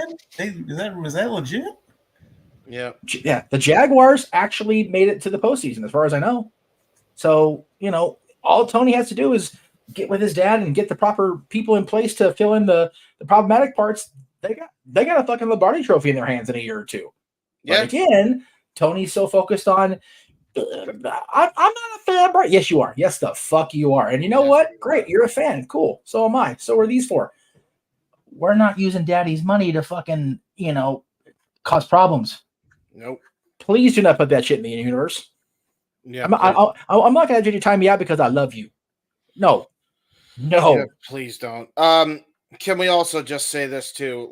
And I know not that this even matters too much, but I do want to say it's like, Tony, we're not the only ones that are saying this either, dude. Your EVP, that's not two EVPs now that are no longer an EVP are saying the same shit now. Yeah. Seriously. Yeah.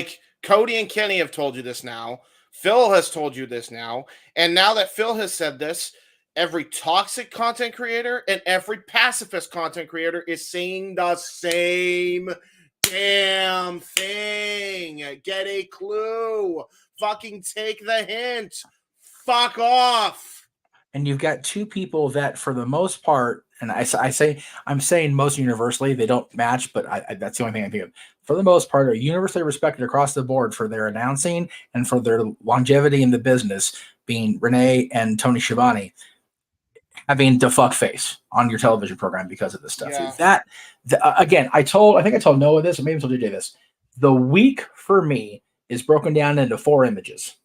And we'll get to the first 2 after the extended commercial break. Roman's face during the pinfall on Sunday, which was a thing of fucking beauty upon reflection. Cody handing Michelle the WWE Championship. Shivani's face, Renee's face. Yep. Those 4 images are the week for me because I think back to Tully Blanchard's Hall of Fame induction with the Horsemen. How we go from the moment on Saturday where I bury my father, or Monday, to the highest of highs on a Saturday, being inducted in the Hall of Fame. How do we go from the most beautiful night I've seen in the industry, and I don't know how friggin' long, and within 3 days back to, fuck, we got to talk about this shit on the weekend now. Mm-hmm. It's that's the frustrating. It is. It's fucking nuts, dude. And it's so disappointing. because WrestleMania and the weekly was so good. Jeff, now you know. So good. Jeff, now you know how I felt back in after all that, man. The thing is, we all felt like it, but we kept trying to give him the pass. Yeah. Oh, it's Punk's fault. Oh, it's the Bucks' fault. Oh, it's Kenny's fault. Oh, it's Adam's fault. No, it's fucking the guy in charge not being in charge. Yep. And it's one of those. They teach us this in the program. You have to hit bottom before you realize that it's on you. We as fans have to hit bottom before we realize it's on us, them, whatever. It is our decision, and this is how we make that decision. Two things. Waleta, remota. That's how you make decisions in professional wrestling. Fucking hit the button on the remote control, put the wallet back in your pocket. Yep. That's what it comes down to. And it's already happened. Guy on the far left is about nope. I'll do my job and call the action if I need to, but I'm not going to take notes and review this shit after the fact. I know where you got that yob from. I know exactly where you got it's just the fuck. Like son of a bitch. Yeah. It's very, very frustrating. It really is. Yeah. And now there's two of me again because I forgot to change the producer thing back to JJ. There's two of me. Anyway. Yeah. So I am so happy we're going to talk WrestleMania and the week leading into it once we get back in commercial because there was a lot of good to unpack.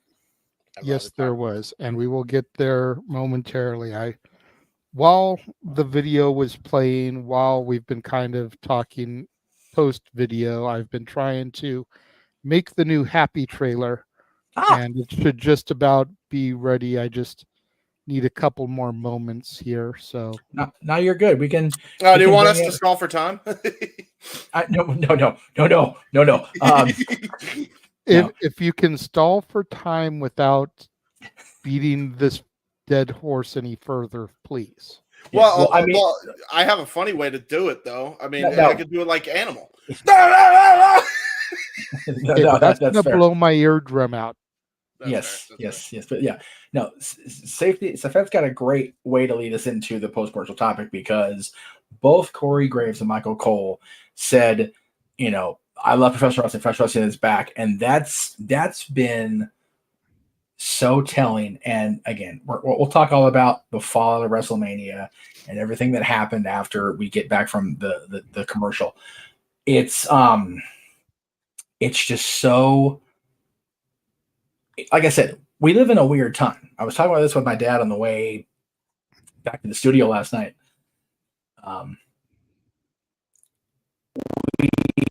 If the sale of these shares goes through and they're completed and there's no more shares left under his name, we are going to exist in a world where Vince McMahon is 100% no longer involved with World Wrestling Entertainment. Yep. That is for you sports kids. That is Ovechkin even sniffing Gretzky's goal record level. What the fuck for me?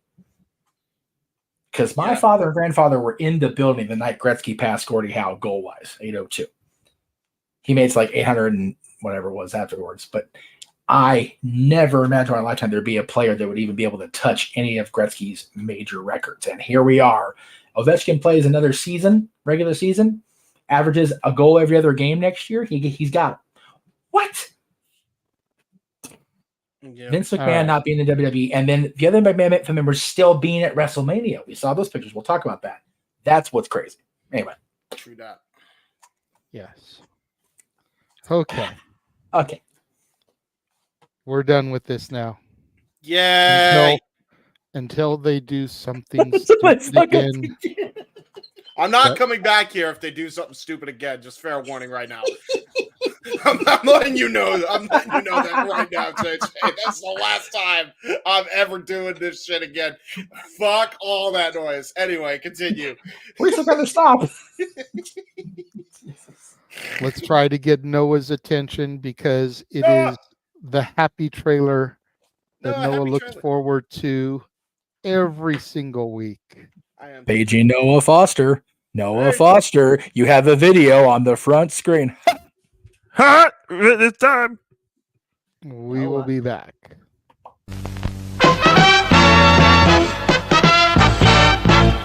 And now, preview time. So let's take a look at what's coming your way.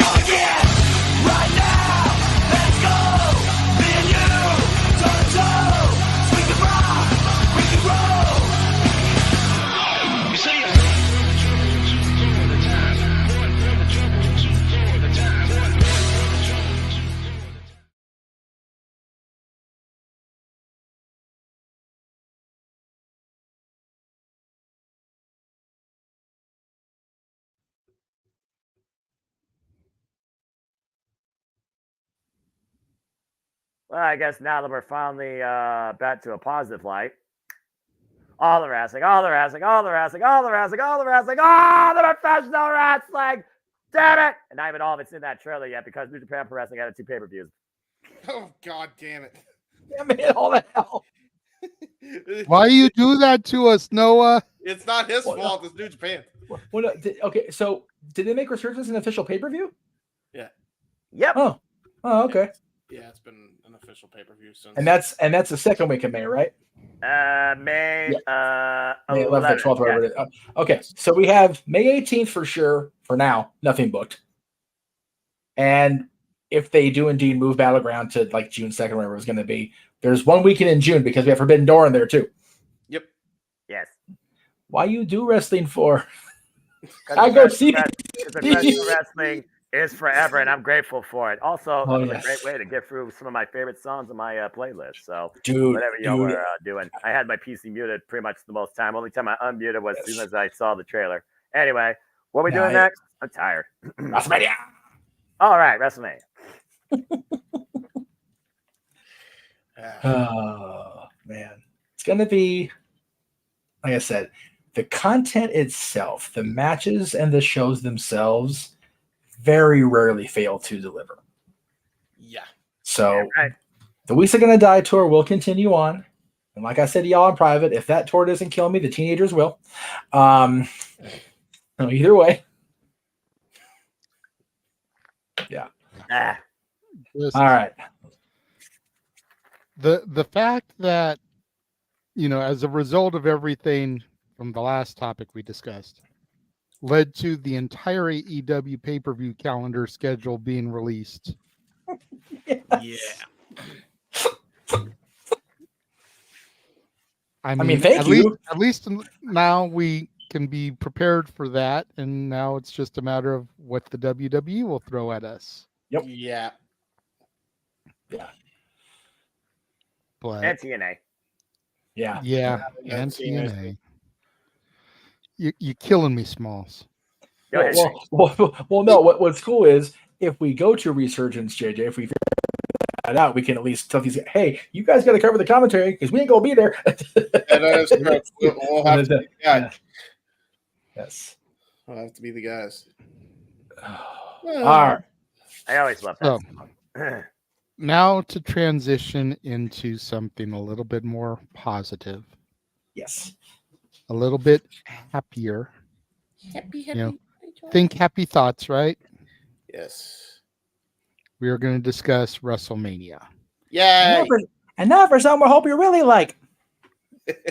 And I don't want to be so close-minded that we just get WrestleMania itself, because there has been fallout.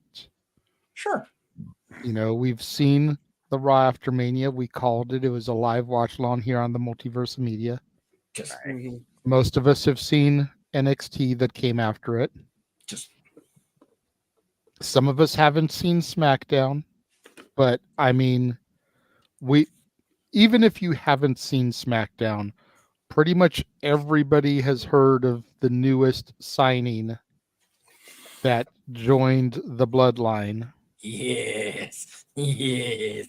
Which I'm sure plays into Arlene's $10 super chat, which thank you very much, Arlene. Are we getting a face Heyman? That's going to be interesting because aside from in ECW, as the owner of ECW, very rarely does babyface Paul Heyman work. Yeah. Paul Heyman is the type of guy that always works best as a heel. Yes. I still haven't seen SmackDown. I don't know how the segment played out. I just know that Tama Tonga is now a WWE roster member.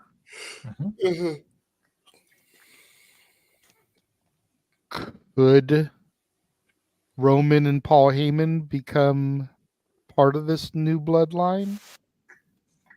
Could we get Paul Heyman to turn his back on Roman?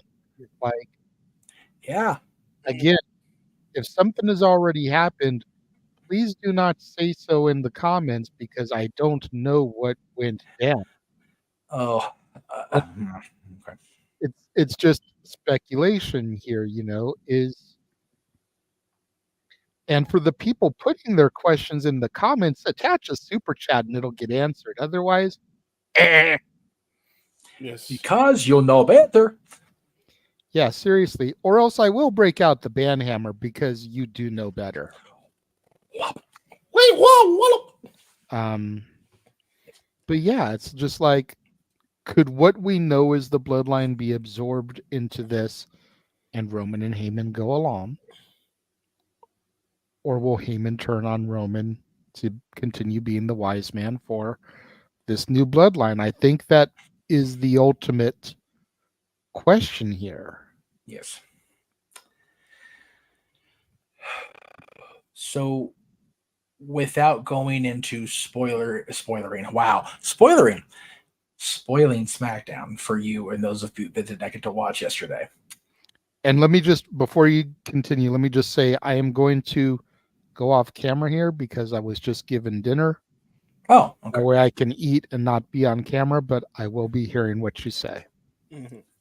Okay, so you will be hearing it. So, okay, then I'll try to augment even further. There has been an image floating around since the events of SmackDown yesterday that features one side of the family against another. Again, I believe what you want to believe, but I think the way Paul was presented yesterday indicates to me that without the presence of the tribal chief, which was pretty much a foregone conclusion because of the way the A&E special played out, that if I lose, that's it, I'm out of here, is pretty much what he said. Without the presence of the tribal chief in the flesh, Paul is going to lose control of the situation very quickly. Evidenced heavily last night. Again, I'll wait till JD sees it and we'll talk more about it during the course of the week. But for me, Paul Heyman, Paulie Dangerously the character, Paul Heyman the character, has always seen which way the wind is blowing. Mm-hmm. And grabbing onto the money train before it pulls out of the station. So I think if this new acquisition and the way they lined up the storyline and the way things played out on SmackDown yesterday continue the direction it seems to be going, I think that unless we see the tribal chief reemerge sooner rather than later, I think Paul's going to go the way of the wind and stick with the sons of Rikishi and Haku. Because if there's one thing above all else we know in wrestling is do not fuck with Haku. Mm-hmm. Or his kids. So I think Paul will be wise to realize that not only does the money go the way of this new bloodline, but so does his health and well-being. And to Emmanuel's point, Paul's been very quick to turn on his friend Rob Van Dam when the money was there. Very quick to turn on Brock Lesnar when he thought the money was there, and storyline purposes.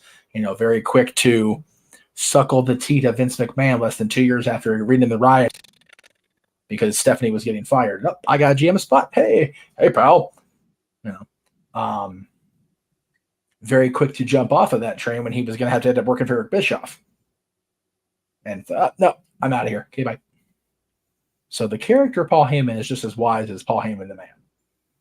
So if it's me, it's not necessarily a face turn. It's a let's just see how much influence I have and how much I can get away with on one side or the other. Mm-hmm.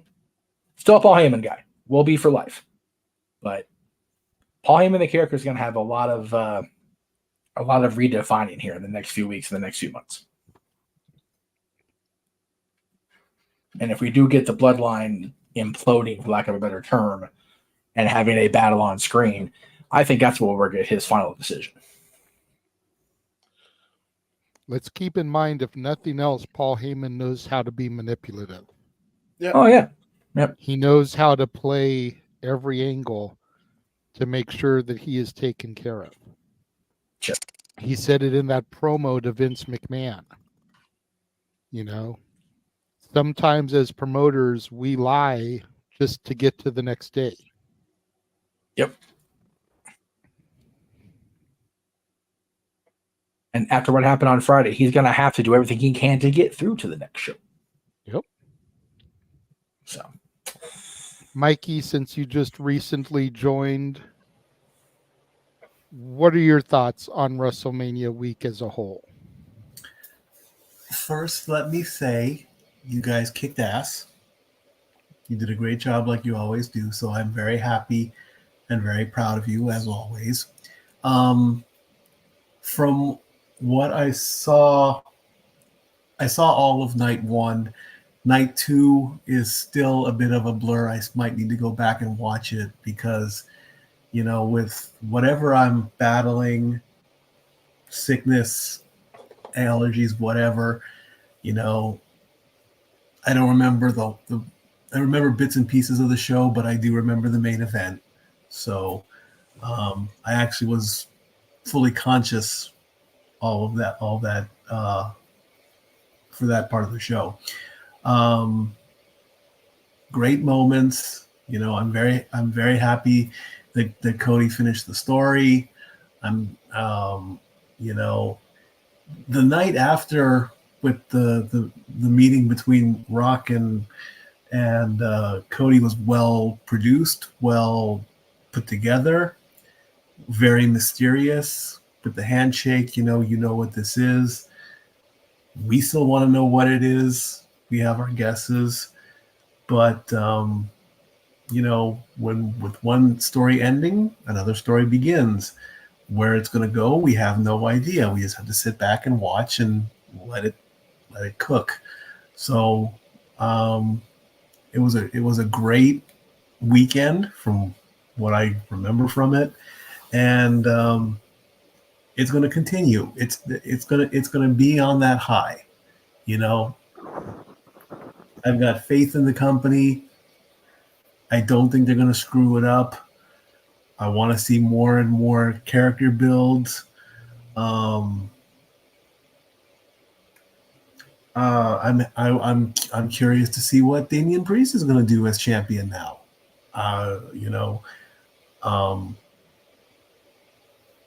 This is his moment to shine. This is his moment to step up. A recent photo had come out that showed a young Damian Priest. He was doing the security thing or the talent thing, and that was 10 years ago. Would I have said, hey, this guy's going to be a future WWE champion? No. So I'm kind of eating crow on that. Look at him now. He is the champ. So let's see where he goes with it. Let's see where Judgment Day goes. Okay, yeah, Judgment Day lost the tag belts, but Damian gained the title. Rhea kept her belt.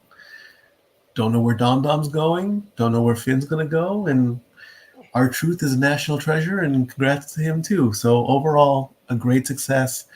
Let's see where it goes from there. Our truth is not part of the Judgment Day. Damn it! Tell that to him. He doesn't know what he doesn't even know what planet he's on right now. Why would he? He's on Planet Jarrett. Okay, there you go.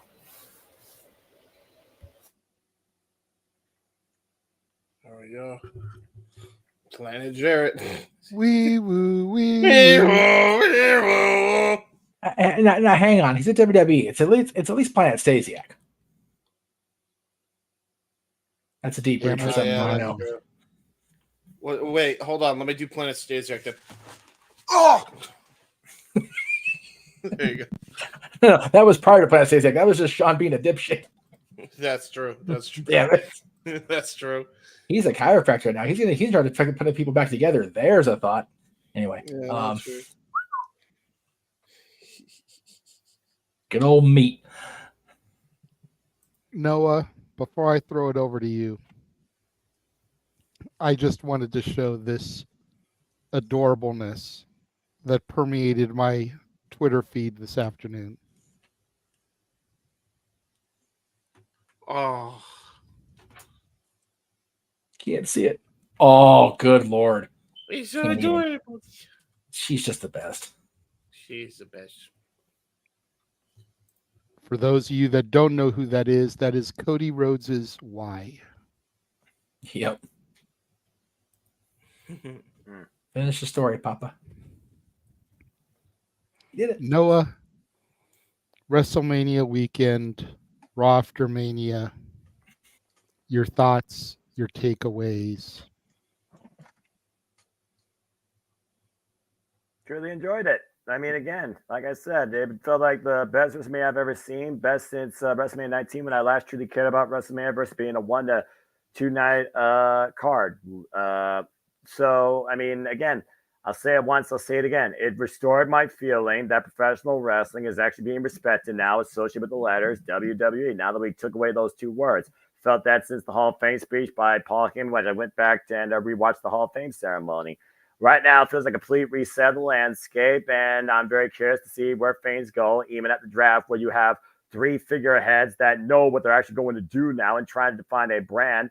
So I actually believe that SmackDown, Raw, and NXT can stand out on their own to the point I might even start watching each week if I get Fox or if they move away from Fox, because F that liberal network.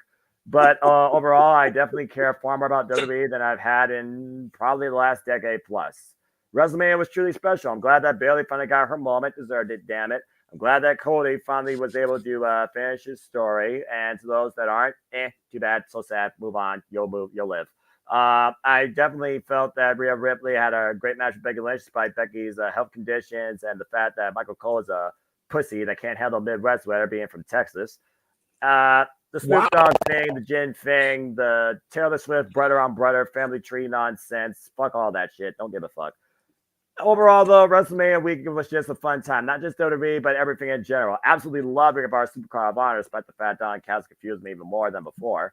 Further enjoyed the Stardom pay-per-view and the generational battle with Alex Shelley and Nick Nemeth. Your NXT. This NXT had truly stood and delivered. These NXT PLEs continue to impress me more and more and more from a top to bottom showcasing. Very excited to see what happens to Julia, former World of Stardom champion, now part of the NXT ecosystem, it seems, especially with the new inception of the NXT North American Championship.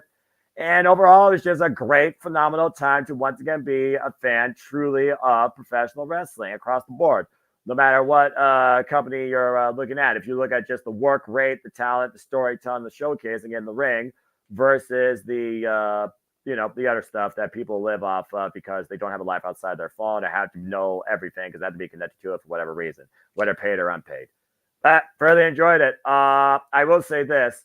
I did not watch SmackDown, but my friend from church, Paul Mead, of course, you know him. He was there at SmackDown Live in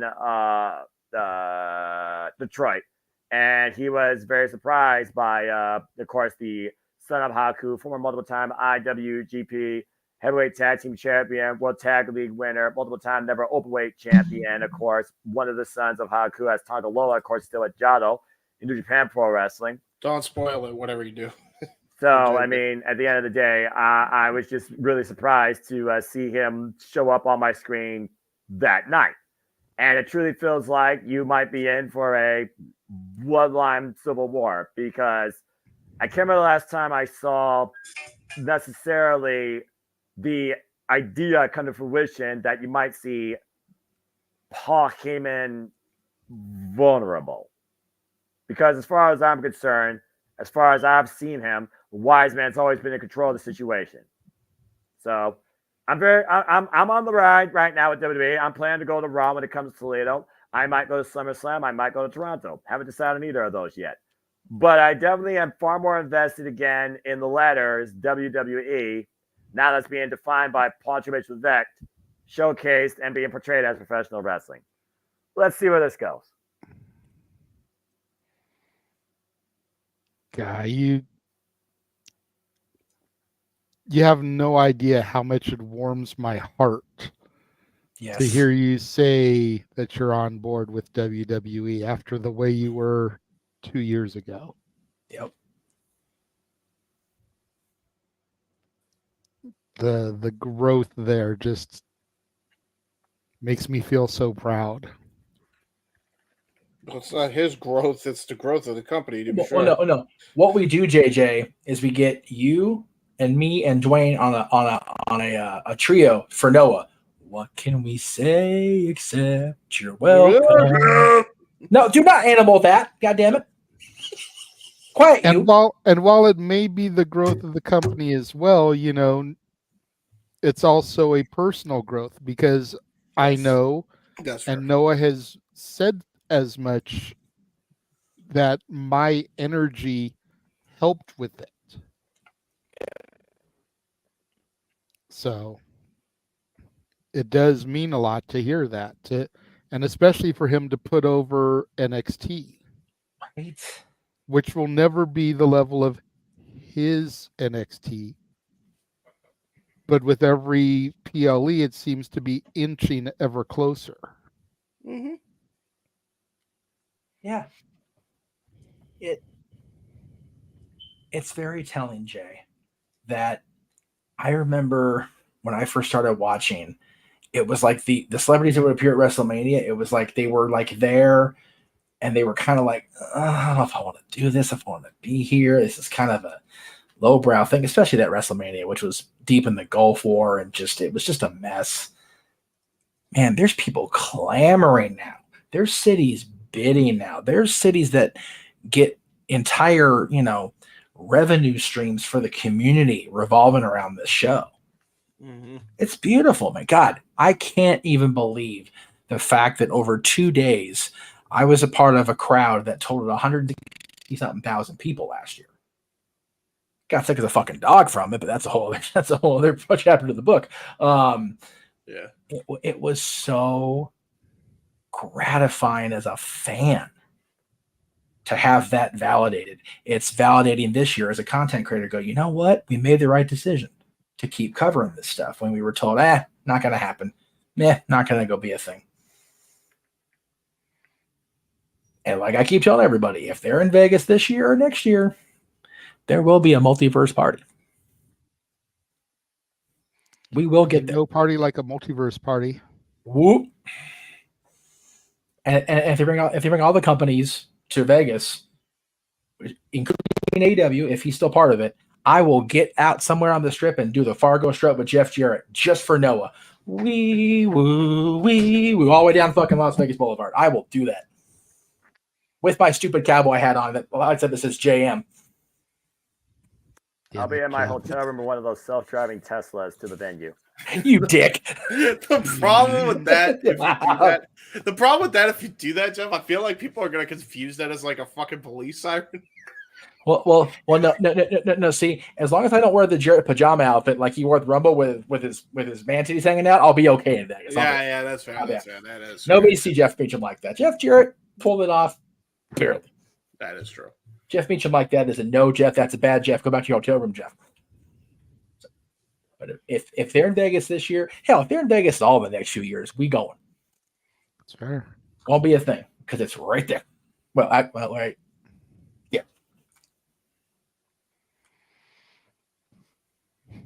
James, your turn, good sir.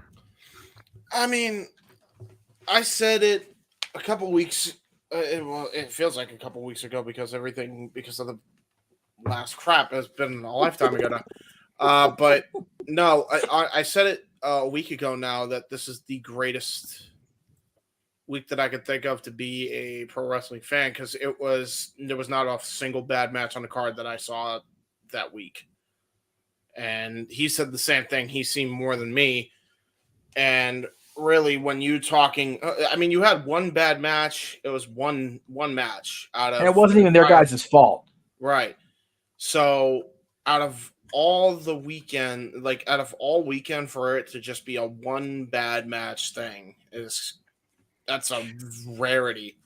Yep. I mean, there must have been at least hundreds of matches to take place during that weekend. Hundreds of storylines going on, not just in WWE, but in other wrestling companies as well. You know, I got to see Mark Briscoe finish his story and Cody finish his story. And, guys that I've been following for a very long time, get their just due. Got to see The Rock win at WrestleMania and not necessarily call that. You guys called that. I can only imagine how you guys were feeling that night when that happened. But to see The Rock win live at WrestleMania, I hadn't seen that in years. You know what I mean? I saw that the last time I saw that was Cena. I didn't even see that live. I had to go on tape delay and watch it because. Priorities at that point in my life were a thing. But to just go back and see everything the way it just kind of laid out in real time was something special to me. Everything was brilliant. WWE capped it off with the best, probably, WrestleMania since 19. And that's a lot of praise because everybody knows how much I love 19. I have a whole let's play of it, playing the game. So, yeah, I loved every single minute of that.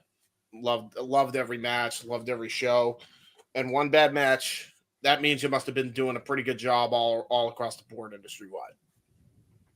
So, yeah, there you go. Of the shows we cover, not counting Raw after Mania, 45 matches between Bloodsport and the end of Night 2 Mania, and there's one bad one. Yeah, I'll take that every fucking day. Yeah, for real. That's what I'm every saying. day of the week, man. What's the bad one? Jimmy versus Jay? No, Dalton and Johnny, and like I said, Dalton Castle's always been an acquired taste, especially for people in the room here. Number one, number two, it was gutted because the reason for the match was a stipulation of the boys, and the boys got their asses fired. Yep. Because of stupidity on the Booker's part. So, again, is it really their fault? Both and. What I mean is it Johnny and Dalton's fault the match was bad? Oh, no, I've never been a fan of Dalton's presentation. I think it's a little much, and this whole spiral of him going downward has been but the reason he was spinning was because he lost custody of his boys. If he doesn't have the boys, what the fuck are we doing here? So, but one bad match out of 45 was my point. The positive point. Yeah, seriously. I will take that and run. That's great. I mean, and don't get me wrong. If you're talking about the worst match of the weekend for Mania itself, yes, it's Jimmy and Jay, but I didn't even think it was that bad. People are shitting way too much on that match. They really are. To me, supposedly respected critics from NorCal gave it 0.75 stars. Yeah. There's some of that across the board on one of his chief subscribers podcast network this week, and it's like, what were you watching? What were you watching? But hold on, let the host direct it. Sorry. To what I was going to say, though, and I don't want to go too far back down the rabbit hole of the topic we already got off of, but if those brothers had been in that match, it would have been an 8.5 star match. Could you imagine? Stop me when I'm telling lies. Nope. No. They I could don't have know had about the that. exact same match. Yeah. Yes, Mike. Do I dare ruffle any feathers and ask why Meltzer gave Cody and Roman 4.75 stars and not a 5-star? What was so bad? Oh my God, that happened. No. Okay, first of all, why did you have to invoke his name? We try not to invoke his actual name and Yeah, just no allude to government him. name allowed. I'm Yes. sorry. And as far as why did he do it, you'd have to ask him. Yeah. Supposedly, he even said that he almost gave it 5 stars. Oh, fuck off. So it's like, then why not give it 5 stars? Just give it 5 stars. Jesus Christ. But Oh you my know, God. it's the wrong company, so that's why. Yeah. No, it's not even the wrong company. It's the wrong arena. If it's not in the Tokyo Dome, it don't mean shit. If they all these James. Ooh, nice, James. Good, James. Good, James. It's okay. Goodness. Now, I'm very angry. I know. To Does James want a Scooby snack? Ooh, shit! I broke myself. Okay. To go off of the Usos match, the other prominent voting thing that's been cited here recently by certain voters, it only got a 2.87 rating based on 700 and something votes. So it is getting a lot of shit talk. I don't see it myself personally. Was it a little? It was probably more deflated than it could have been. But again, there was so much emotion within the context of the entire storyline that was passed or generated by Rock and Roman and Cody and Seth. Jimmy and Jay just kind of, oh, that's right, they're here too. That's kind of what they felt like at that point. Again, I don't think that's Jimmy or Jay's fault. I don't think it's them putting the match together's fault. I think that's pumping the storyline of the bloodline as a whole with too much. Yep. And Jimmy and Jay being like the sacrificial lambs, almost like, they're not really important. Bullshit, they're not important. Yeah. And to add to that, with what we saw without spoiling it, I think there's a reason the match went the way it did. Right. And we had all talked about it that Jimmy, based on the way we went in, needed the win more. But after things have played out this week, it's like, oh, okay, it makes more sense now. And once JJ sees SmackDown, and we can all talk about it on the air, I'll be like, okay, it makes more sense. Yeah. But also, you know, if you're going to be one of those people that clings to, this is a bad match. We didn't get Stone Cold. The Undertaker being there didn't make sense. What the fuck are you watching? First of all, The Undertaker has history with everybody involved in that match. Second of all, The Undertaker's character now is such that he's the specter that comes in and justice upon the bad that he sees. He came in and took out LA Knight when he was wronging Bray Wyatt at Raw 30. He came in and took out Braun Breaker when he dared to say the name American Badass. He done fucked up there, Mr. Steiner. And then he came out and righted the wrong of The Rock taking out Cody Rhodes. Yes, he did. The Rock's the final boss? Nay. No. The Undertaker's the final boss of WrestleMania, bitch. Mm-hmm. And by the way, the guy that's leading your boy here, the champion, he helped into my streak 10 years ago. I still haven't forgotten. That's how it makes sense there for you too much in your spare time when you're not on the air. Yeah, that, and also he had a nice little moment with Taker in the Rumble that he always brings up as well. Oh yeah, absolutely. Some reality into it. And give me a drop kick, kid. Right. Love that. I was gonna say, we know what happens when people drop kick Undertaker in the Rumble, right, Maven? Yeah. Popcorn machines gets got. Yeah, the popcorn machine does get That got. poor popcorn machine. That popcorn machine had a family. Probably I did. think. We think. It was birthing popcorn in buckets. So yeah. It was in the middle of. It was birthing popcorn in Georgia. That's just cruel and punishment and child abuse. Shame on you, Mark Calloway. Shame. What the fuck am I even doing? I don't know. That's pretty corny of you. Oh.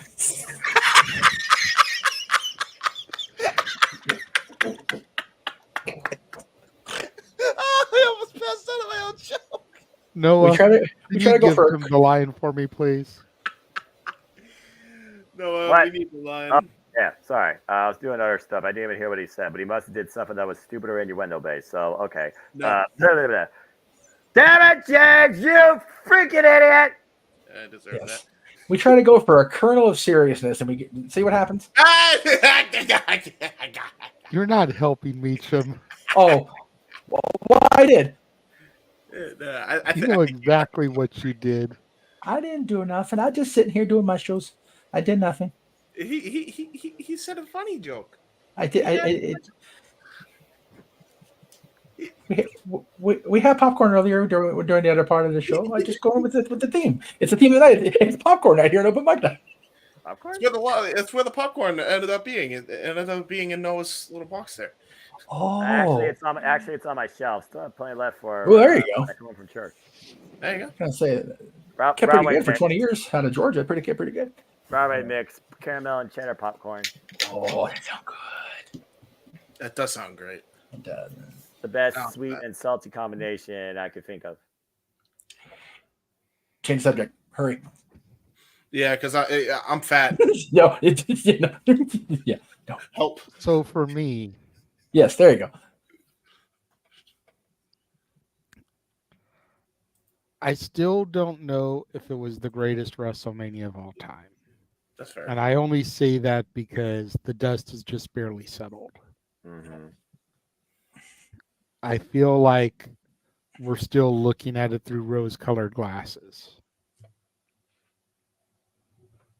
You know, it's not going to change everything that was about this weekend for me.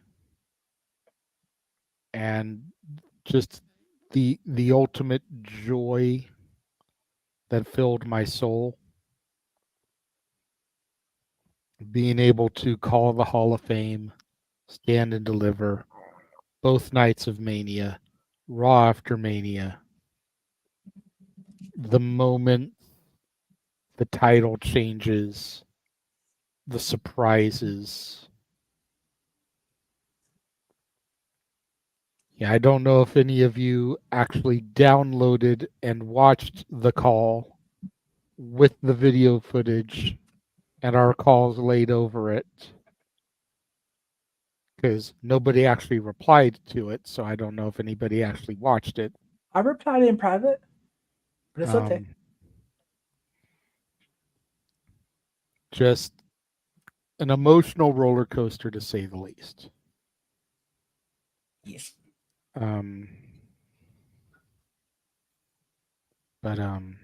Sorry, I got distracted there. It was beautiful watching you guys call it in moment too. For the record, I was able to come back and kind of peek in as you were watching. I didn't sit in front of the desk and watch it, but I did hear the call. It was fucking beautiful. Raw after Mania with the NXT call-ups.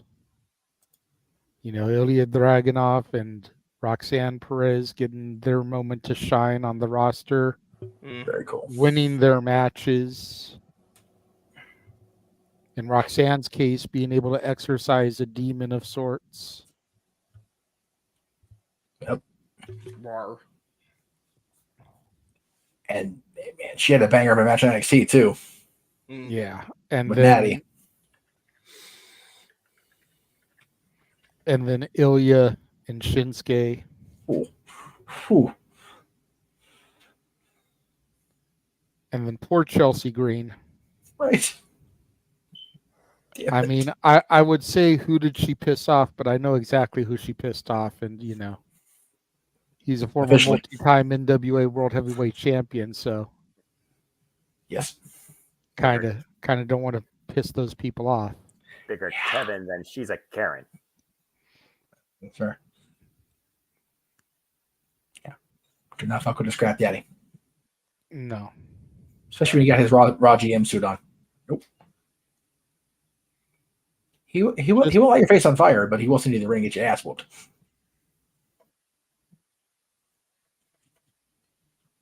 Just all in all, I think it was a fantastic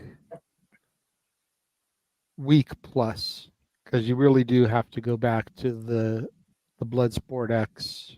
Yeah. Mm-hmm.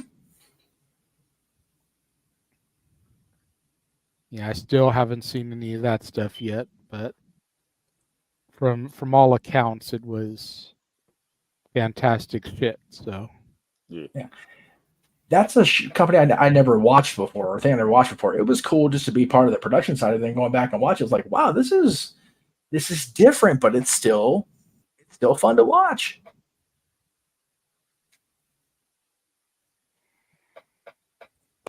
got a $5 super chat here. Shout out to Jeff and the crew. Hi. Thank you, Eddie. Eddie.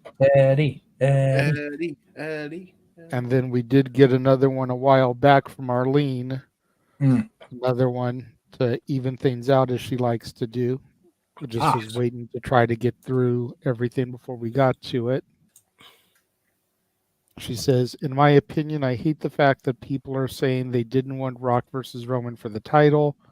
Now that Roman no longer has it, they now want it. Can't we have him without a title for a while, please? God, yes. Yes. Yes. Don't get me wrong. I like Roman. Hell of a run. Not going to be duplicated in this era. Nope. No. Dare I say, will never be duplicated again. I don't think we ever get anybody that gets that close again. No. But can we have him go, say, 2 years without sniffing the title? Right. Can we at least do that? Yeah. I understand that he may be one of the guys the WWE wants as the face of the company. But can we at least give him a couple of years away from the title? Exactly.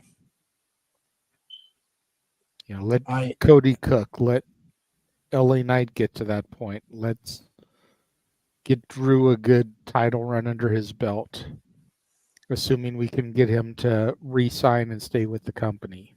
Yeah. You know, let's test the waters here with Priest. Let's maybe get, and I can't believe I'm saying this, let's maybe get a Dominic Mysterio world title run before we give it back to Roman. Wow. I don't know if I would have said that 2 years ago. Oh, definitely 2 years ago. But the Dominic Mysterio that we're getting every week on our TV,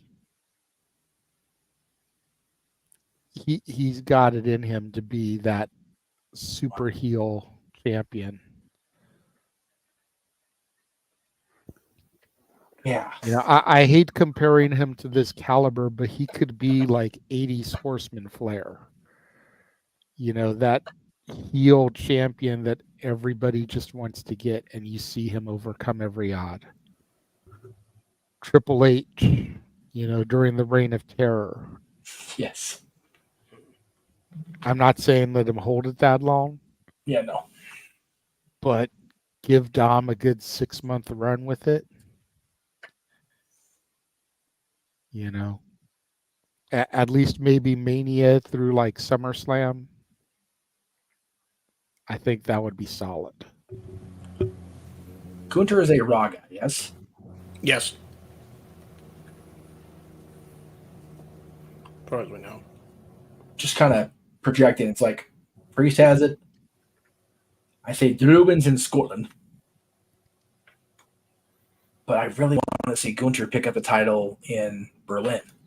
Same. So that either gives Drew only a 2-month reign, or 2.5, or Cody's the one that drops to Gunther, and then Cody's only champion for 5 months. It's like, it's a bitch of a decision. Yeah, it is. And it's like, do I want Drew chasing Gunther into WrestleMania? Do I want Drew chasing Cody into WrestleMania? Do I want Cody chasing Gunter, or it's like, what do I want? And the best part is, again, we're going into a thing like we had going into WrestleMania. There are so many possibilities coming out of WrestleMania where we go. Hell, we could have a Intercontinental champion again Monday night. Mm-hmm. We could have a freshly serious heel Chad Gable if he doesn't win. And we get that match at Backlash. There was not a bad thing for my money, my fandom, my content creation, that bad thing that came out of WrestleMania week. Not at all. Be Except it on camera. maybe the lack of sleep. That's valid. That's valid. Melatonin and CBD has been my best good friends this week. I'll tell you what. Especially Sunday, having to be up at the butt crack of dawn for the Slammies. Okay, yeah, I'm gonna say this here and now. The only fucking way that works next year is if we are in Vegas, because we ain't sleeping anyway. Yeah, no So, sleep. fuck it. So fuck it anyway. But if they're gonna be in Minnesota, my ass is sleeping in. We'll cover the Slammies. If something good comes of it, we'll air a clip on the fucking pregame. Like, whatever.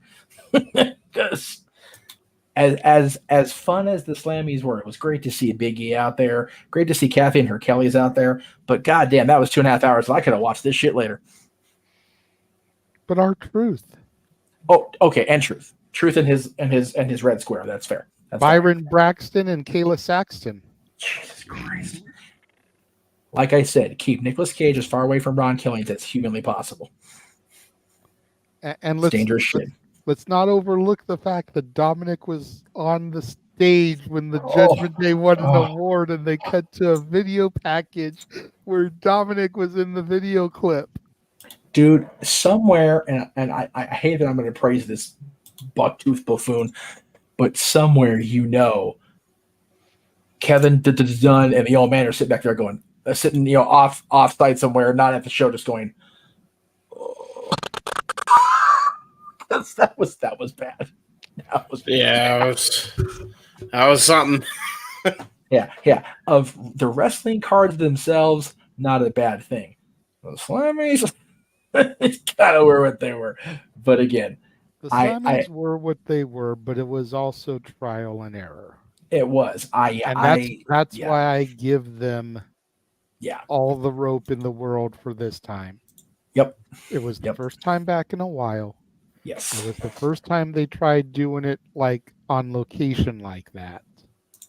Yes. There were going to be errors. Yeah. Let it run. Yeah. It was supposed to be a fun show, and it was at the end of the day. Exactly.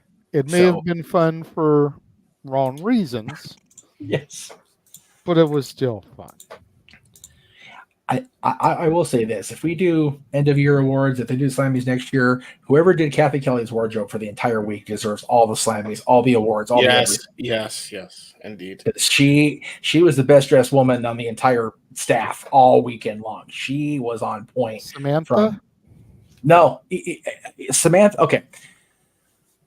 Samantha looked next level WrestleMania Sunday with that green dress she had. She looked fine. Yeah, she did. To be fair, at the end though, it was so butt-ass cold. She was bundled up in a coat when she was making her emotional announcement because it was so goddamn cold in Philadelphia. That's probably why she was crying. She's like, it's too fucking cold to be doing this shit, but I'm gonna get through, Cody. I nominate the worst dressed wrestler in the entire company to be Dominic Mysterio in his shitty ass Mario overalls. And again, Dominic Mysterio. And God damn it, James, you're gonna break me. We're gonna try to get this. The worst part about his outfit was we didn't even get to see him on screen. He was in a pre-tape. What the fuck are we doing? yeah. What are we doing? Dressed in his shitty ass overalls, looking like Mario, it's like lost his way, and they show it's like Mysterio. It's like if you're gonna have him do that, at least go down the Mario pipe and then have him be on the pre-tape. Then it makes sense. He's in a parallel universe. It makes more sense. Hey, Dominic Mysterio, let's go. 619.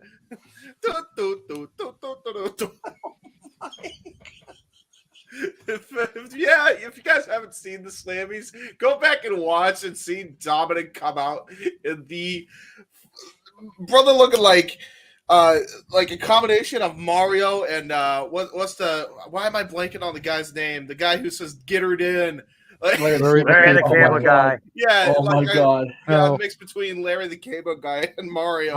I'm a hit you with a throwback, especially considering he was there on his own square. Yeah. He looked like he stole some of Kate Quick's old overalls. Yeah, he does. Maybe that's where he got it from. He got it from Truth's wardrobe. Hey, you want some overalls, kid? Dom was ready to get rowdy. Get rowdy. Time to get rowdy. Now that's what's up. Stop it, James. Stop it the fuck right now.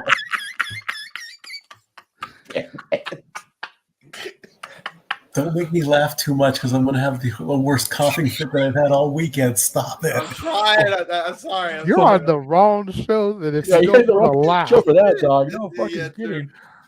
First half of the show is one thing. Oh my God. Besides, the 140 viewers want to see you have a coughing fit. If you want to keep the show going, Super Chat JJ's channel. We'll just keep the comedy rolling. We'll send Mikey to the hospital. I now want to do a thing where you can just mod Dominic's freaking avatar from that night and put it over Super Mario World Mario, and then just play the game as Dirty Dom.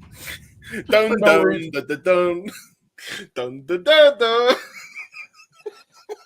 Mommy. Partnership. There to be a Nintendo. Mommy. Mommy. By the way, for those that are wondering, I'm not amused and I'm tired and I work with children. Yes. You're slightly amused, Noah. Come on, we're making video game jokes. We are making video game not jokes. really. They're tied to wrestling. It does relate to positive. Fucking cans are backwards. I'm laughing so hard. Well, to be fair, I mean, if Dominic was dressed up as Mario, if you consider the spikes on Rhea Ripley's hair, she was Sonic. There's that. Gotta go fast. Anyways. I didn't see it. Oh wait, I didn't watch the Slammies either. You're still talking about the Slammies? Because dude, we don't know anymore. We've lost all control of everything. Well, all I'll say is but you know what? After the downer first topic, we kind of needed this. I think. No, that's valid. That's valid. Oh God, mommy. That was it. I was done. Mommy, done. No, just mommy. That was it. That's all we needed. That is true. And James making the hot with people trying to sleep. So God bless him for that shit. It is true.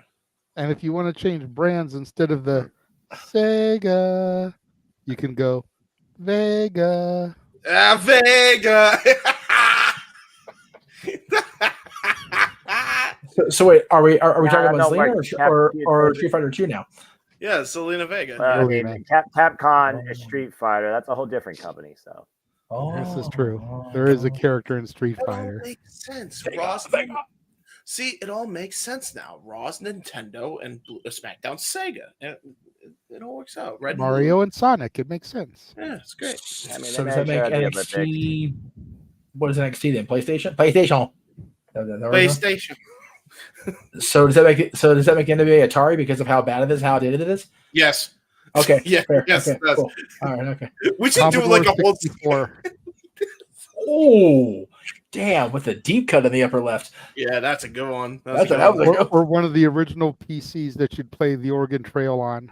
Fucking play NASCAR Thunder on Hey, I remember that game. My sister used to play the Oregon Trail. Oregon Trail, Jesus Christ. Trail was the shit. And Oregon Trail was the shit, man. Yeah, they don't make them like they used to. No, they don't. God damn it. Fucking eating family to survive a fucking truck. Good Lord. Does anybody else have anything else they would like to add as far as WrestleMania weekend went? WrestleMania weekend, no. Noah's thinking. I guess Prime's okay. Besides that, not really anything else. Oh, yeah. There you go. much more subtly stated mat cover than I thought it was going to be. So at least there was that. Yeah. Thank Christ. Because when they showed on SmackDown, it was like, wow, bright colors. It's like, really? Fucking really? But at least at Mania they had just like stated like single tone that go, okay, I can fuck with this for a show. That's fine. Yeah. Very good show. A very good light up for the show, by the way. For the Yes. that was nice. Yes. And it was very cool to see Logan Paul post on Twitter outside of being in character and reacting to main event. That was gratifying as fuck. Mm-hmm. Well, he's got issues with Roman too, so there's that too. Well, right, but yeah, I mean, just everybody coming out, you could see the fan in Logan coming out. Oh yeah, sure. Yes. You know, Cena, Undertaker, Rock, like each of those beats, you're like, okay. It's hard to hate on him when you see that type of footage. And I'm okay with that because now we can shift the dislike to his brother when Tyson kicks his ass. I agree. And we'll be calling that action with me and Walter on the calls. Stay tuned. Jeff Reach of Network Watch Alone events. Yes, I will. I'm sure Statboy will be there too, since it's an actual sports watch along. It's a sports watch along, Mikey. You want to join us, Statboy? Who that is? What is this? Oh! Speak his name and he shall appear. Here comes Rage of Wrestling. Dun, dun, dun. Hot off the heels of UFC 300, Walter is here just in time to wrap things up. Walter, before we go to our commercial before the shills, is there anything you would like to say as far as WrestleMania week, highs, lows, memories? You can touch on the stuff that happened on the Fallout, Raw after Mania. Yeah, I won't talk about SmackDown, although it was good. Yeah, it's all ups and highs for me. There's no low high for me. Go figure. Yeah.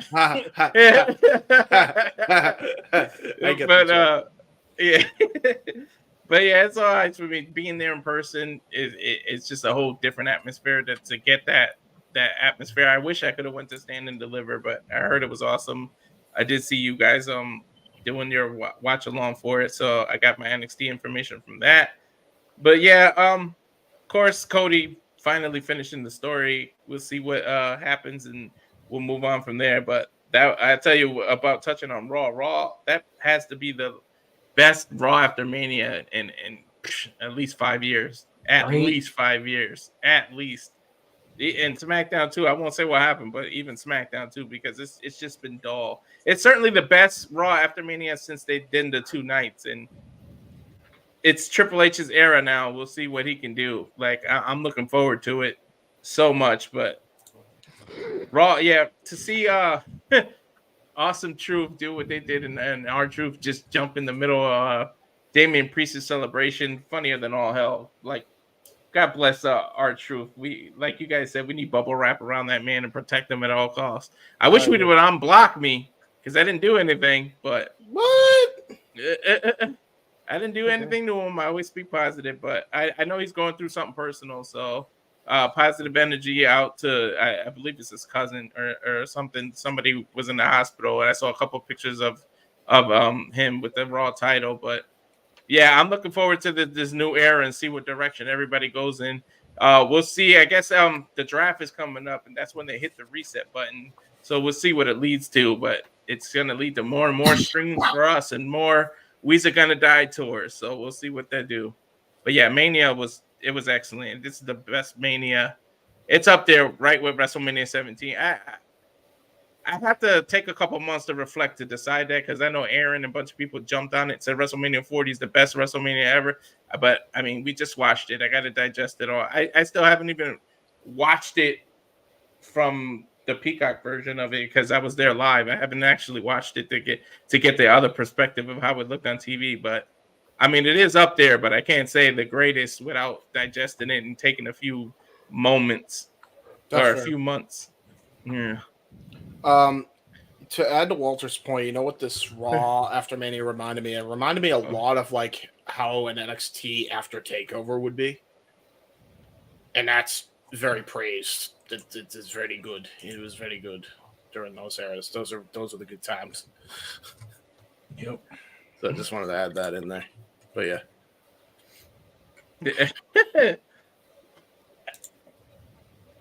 Yeah, but I'm good. You were gonna cut to a commercial, you said, JJ? Well, yeah, because we're just about done now. So we were going to go to commercial, then come back and start doing the shills and everything. Yeah. Perfect. So one more time with feeling, now that Walter is here for Noah.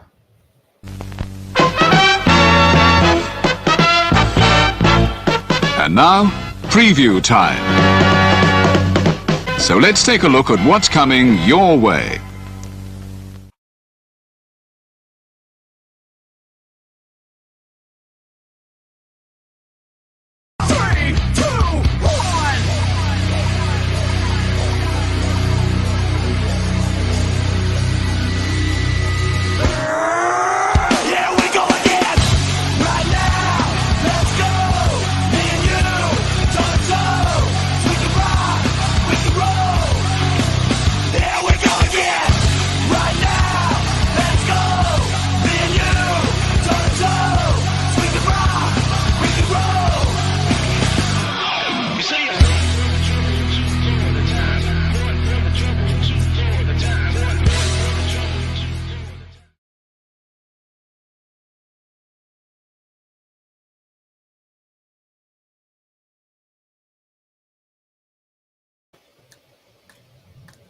All the wrestling, all the wrestling, all the wrestling, all the wrestling, all the professional wrestling.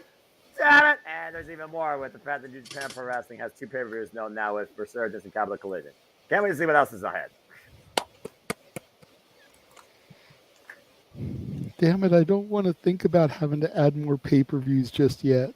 As it is, those images are on the screen for 1.7 seconds. Yes.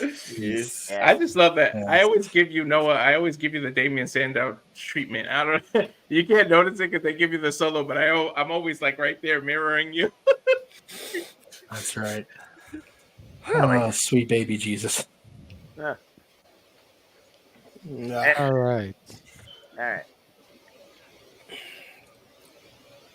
And now is it me, but is it weird that Noah ain't saying sports entertainment anymore? Yeah, I'm thrown off. I'm like, okay, now what? We should have a memorial for it. Wrestling, we'll do it talk wrestling style. R.I.P. sports. So you know what? Next week on 420, we will do a memorial, a funeral service for sports entertainment. Walter lights one up for sports entertainment. Dad, I was gonna say Colin's gonna be here, so those who partake, feel free to light one up for that dead entity. I'm here for it. Put sports entertainment in a spliff irrelevant myth. Hey, they're getting rid of the word sports entertainment. They're getting rid of the word universal title. They're getting rid of. Fuck yes. Yeah. So people actually saying professional wrestling again. This should be a day long remembered. The shills. Shills. I feel like there's so many things to go through here. Well, yes and no. I mean, a lot of it at the bottom, we just go through really quick, is it's the weekly standards, if you will. So poor JJ. He's so tired. I am tweeting. Dude, it is. And I know that there's a bunch of stuff that still needs to be done in this kitchen that ain't been done while I've been on the air. So they done fucked up and found, and I'm gonna find out. Follow the Cleveland Combatant on Twitter at Walking Hymnal, on Insta at Malamangram. Josh was here earlier in the chat room. Causing trouble. Follow Big Baller G, who I believe is also supposed to be here next week, joining us. Oh, nice. We'll have G and Colin on the show. Right on. Follow him on TikTok, Big Baller G 1988. On Twitter, NoDQ_Big Baller G. Instagram and Threads, NoDQ_Big Baller G 1988. You can always follow Datilla and the Rangers of Wrestling. It's Wrestling Time post shows for Raw, Dynamite, and SmackDown on Rangers of Wrestling. She also does Impact on bodyslam.net on YouTube, and she might be joining the A Plus Hero Report again for NXT because she has to do the specials and the PLEs. That was part of her deal. Yes. And there's only one show in between. So I'm trying to push her to watch this week's show just so that she stays up on the storylines and what matches are going into spring break. And so That is fair. Walter. Yes, on X, you can follow me at Walter Alex Cruz. On Cal Fire Farms, the Instagram, and of course the At Rage of Wrestling YouTube. Lots of stuff coming out. We got the top 10. We got the next one. JJ and I are working. We're trying to figure out when we can do this, but the top 10 impactful TNA debuts. And I'm not going to do it. May 4th, UFC is doing 301, but we got backlash from French there. They're doing a watch along on the Jeff Meacham Network. So I won't be doing that watch along for UFC. But just follow for more. I will say, by the way, I saw that knockout from UFC 300. Holy shit. Which one? Holloway or Pereira? Yeah, man. He's a Keep real in mind, Walter, that Backlash in France will be very early in the day. It'll be 9 a.m. Pacific, which would be like noon Eastern. Noonish. So you should still be able to do UFC 301 if you wanted to. Yeah. You just would probably conflict with Star Wars on open mic because that's going to be the game show night that day since it's May the 4th. May the 4th be with you. Star Wars trivia. Star Wars trivia, baby. Yeah. Well, we'll see. Anyway. You got time. But I think UFC 301 is from Brazil, Look at so I this. think the timing is Look going to at change this. too. Just to JJ. Just to mess with JJ, my brother saying that you're beginning to believe that Thea Hell is turning heel. Dude, he's going to believe in Joe Hendry before that happens. Yeah. That's fair. All right. Bless you. You can find me on Instagram, the Renegade JJ Williams, on Twitter, ROWJJ Williams, on YouTube, Casa D18 Studios. Thank you to the people that are watching right now on the YouTube channel. Of course, you can find me every Monday through Thursday, 9 a.m. Pacific, noon Eastern, for now, covering all the major broadcasts from the main companies, WWE, Raw, and SmackDown, NXT, AEW Dynamite, TNA Impact, and NWA Power. Also, if I can scroll down real quick, make sure you tune in on Tuesday as we once again go inside the mind of the Renegade at noon Pacific, 3 p.m. Eastern, as I discuss, is AEW dead? And what could be done to bring it back to life? Resuscitate. Mikey. Pending a major relapse, Sports Bar is scheduled to be on tap this week, Tuesdays at 6 p.m. Eastern, 3 p.m. Pacific. Okay. We've got NHL playoffs and NBA playoffs coming up very, very quickly.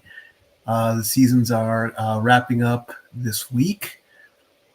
So we're going to definitely look forward to that. You can follow Dory Lou and I on the Twitter at LBStatKid1977 and Hathaway Lou. Find us on IG at Dory Lou and Statboy13.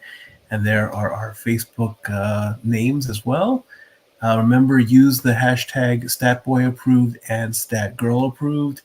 And we'll see you all on Tuesday. I'm pretty, like I say, unless I wake up in a horrible, disgusting medical mess Tuesday morning, we're doing the show this week for certain. I promise. I heard you kind of stutter step a second there, Jeff. Is everything okay? Well, we had talked about, Mikey and I had talked about, since we weren't worried about overlapping streams anymore because we've been simulcasting so much, I was going to just move everybody back to 7 o'clock Eastern 4 Pacific. Oh, okay. Yeah. Cool. You're not talking about that earlier in the week before you got the sicky sick, and we just have to do the show next week. So yeah. As of now, the plan is to go back to 7:00 just to keep everybody back where they were. Because like I said, I was overlapping NXT, but we've been simulcast overlapping so much. It's like, fuck it. Why am I worried about one day week? Am I worried about the other 6? Yeah, exactly. Ow, that hurt. Fuck me. Anyway, Mr. Greg Cherry. Cheers. Greg Cherry brand of. Oh, go ahead. Go ahead. I was waiting for you to start, and you weren't doing it, so I was going to go ahead and do it. So sorry, this is lag. That's why. You can follow Greg Cherry on the Greg Cherry brand across all the platforms: Facebook, Instagram, YouTube, and Twix at Greg Cherry brand. And of course, the Greg Cherry show itself is every Wednesday at 7:00 Eastern, 4 Pacific across the Greg Cherry brand and the Jeff Meacham Network YouTube. Maddie and Greg will be there on Wednesday. My attendance is always to be determined last minute, just because of the nature of my Wednesdays, especially with the likelihood of resuming attending our group therapies. So it'll be one of those things. We'll wait and see. But Thursday, I will be there, God help me, to finally defend my Luck of the Draw championship. The third tier this show is maple syrup after water and eggs. God help me. I need to find some of that like that thin base maple syrup. I'm going to be having to clean up in the car on the way to the fucking hockey game. It's going to suck because the Kings' last game of the regular season on Thursday next week. So yeah, Luck of the Draw, Thursday, April 18th. I don't remember what time. He usually goes somewhere between 5 and 6 p.m. Eastern, 2 and 3 p.m. Pacific. So once I get a time nailed down from the boss, I will definitely let you guys know there. James. You can find me on the social. Normal James. Okay. You can find me on the socials at JHebert95 or on Facebook at James Hebert Hebert. I do really cool things and dumb things on the internets. J Hebert side of things will be again like. Don't even show the other promotions because everything's gotten flopped around, but you can show this graphic. YouTube.com/YouTube/JHebertside95. There's the QR code. JHebertside95 has now got the Punk episode covering the whole nonsense, as JJ alluded to on this podcast. Be the very last time I ever talk about this personally. It's going to be a thing. Me and Ryan break down the security footage video and how it was absolutely ludicrous that this is what got everybody in a freaking tizzy, as was said by the former EVP. So there you go. This is before we even had that information. Yeah. So yeah, we're going to be doing that, and then everything will go back to normal after that. 1 in a Million documentary trailers, number 1 and number 2 are available on YouTube.com. Go check out Gary Hebert Hockey. Make sure you hit the subscribe button on his YouTube channel. Both videos, I believe, should take you directly to the YouTube channel, so make sure you hit that subscribe button. And be on the lookout for, I will be having an entire week to my mother's house with this entire PC setup, and that's going to be transferred over to a dining room table, and I'm going to be working hard at that while I'm there babysitting a feline furry cat that I call George. You have seen him in past watch-along events. So I'll be babysitting him, making sure he is fed and being a good boy. So, yeah, that's pretty much everything coming up. Because there is nothing more important in life than make sure your pussy's okay. Exactly. Meow. No, save us, my friend. Everything. No, it's your time. Time to plug. Oh, right. Save us, my friend. And Foster 1916, YouTube, Twitter. Simple as that. You follow me for all predictions leads, predicting panels, and of course continue the collaboration work here at Multiverse Media, and continue once in a while out of nowhere impromptu conversations with my HW crew. I believe me and my friend are going to do impromptu following Dynamite this Wednesday, discussing Dynasty and anything else that might have crossed our minds. So stay tuned for more on that. There you go, everyone. I think that's God. Everything. No, it's not everything just yet. Okay. Gotta get through this part now. Okay, here we go. course, you'll find Mitch's Musings on Monday at 7 o'clock Eastern 4 Pacific in the Talk Wrestling time slot because you people suck and can't keep Talk Wrestling alive because you don't follow fucking format. So you guys are fine in the room, but the rest of you guys are terrible people. So please check out Mitch's Musings because it's going to talk about not just wrestling, talk about all the things. So check it out on Monday. I mentioned Mikey's show on Tuesday, Stat Boy Sports Bar, possibly featuring Dory Lou, depending on who has the headaches, who has the coffees, who has all the things. Greg Cherry show on Wednesday, as I mentioned. Luck of the Draw on Thursday, as I mentioned. Friday, the dads, not always on wrestling, return as JJ and I, there it goes, talk about booking a Mega Mania. Well, what does that mean, Jeff? Basically, JJ and I are going through 40 years of WrestleMania matches without repeating a person, taking matches and going, this is what we want to see. If we have to watch only one WrestleMania, we're taking this match, we're taking this match. And we're allowing for a 2-night scenario because that's the way WrestleMania is now. And I think we said the match limit, but I forget if we did or not. I think we did too. Let me see if I can find my folder real quick. Yes. To see how many matches I put. Sorry. But yeah, we decided that with the 40th WrestleMania in the books, and if we're being real with y'all, not having a whole lot else to come off the top of our heads and go, what can we do this week? Because it's kind of a lame duck week. Because like we're after WrestleMania, we haven't quite hit the stride of the other shows yet because Rebellion and Dynasty aren't till after Friday. So it's kind of one of those, let's just do another wrestling show, make it WrestleMania centric. Fuck it. It's 20 matches total, 10 matches a night. There you go. Those are the matches. So each of us will have our own list, by the way. So yes, because there's no way to do a mutual here. It's like subjective, different tastes. Yeah, look for a 2-hour commitment on a Friday, folks. Just at least. It usually takes about an hour to go through 10 choices. Yeah, for each of us. Yeah, we're going through 40. We may just bleed into SmackDown. Just throwing that shit out there. So once we do that, of course, we'll have SmackDown Friday night. Not watch along. We're just going to enjoy it for once. Rebellion, of course, our coverage of the watch along coverage on Saturday.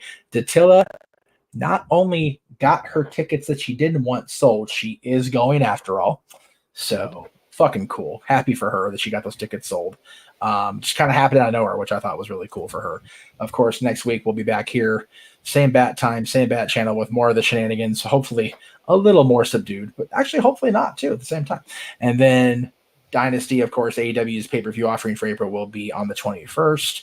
We'll be on there at 7 o'clock Eastern 4 Pacific with the pregame shenanigans. And then 2 weeks from tonight on our non-wrestling week, we will have the return of Game Night and Match Game. And Jeff has promised his crew it will not be Match Game PM, Jeff. There you go. Really quickly to Emmanuel, we're not fantasy booking the show. We are taking matches that already exist. Yes. And making a Supermania. Yes. So clearly we are crazy because we're not fantasy booking shit. No, we did that already. Yeah. We'll do it again for a different show as well. What are you booking for? What are you doing? What are we doing? He's talked about this for a minute. We were just waiting to iron out a date. Okay. Easy there, Seabiscuit. Why you commit me for? I'm already going to be committed after this week as it is. And we are looking for contestants for Match Game.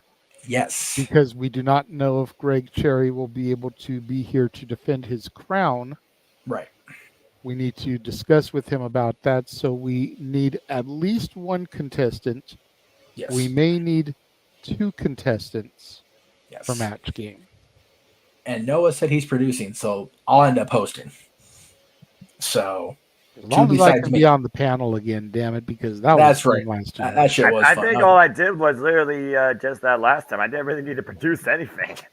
Yeah, that's fair. Yeah, the only reason you had to is because my internet was so the fuck out them. So send it to my channel, Emmanuel. I'll do it. I'll do whatever, Jeff. Just let me know what you want me to do. I've done both producer and host for game shows, so fudge it. We will definitely talk about the next couple of weeks.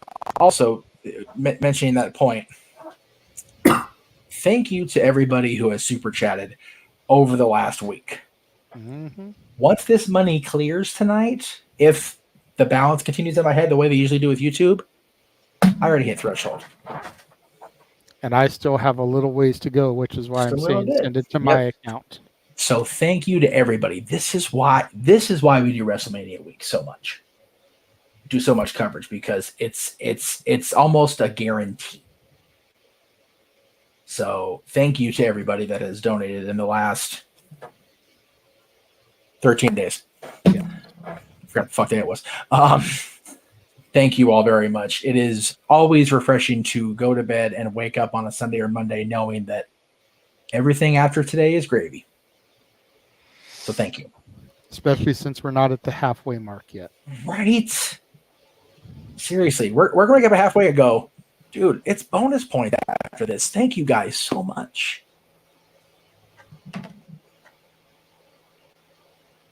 And yes, the mouse will thank you later.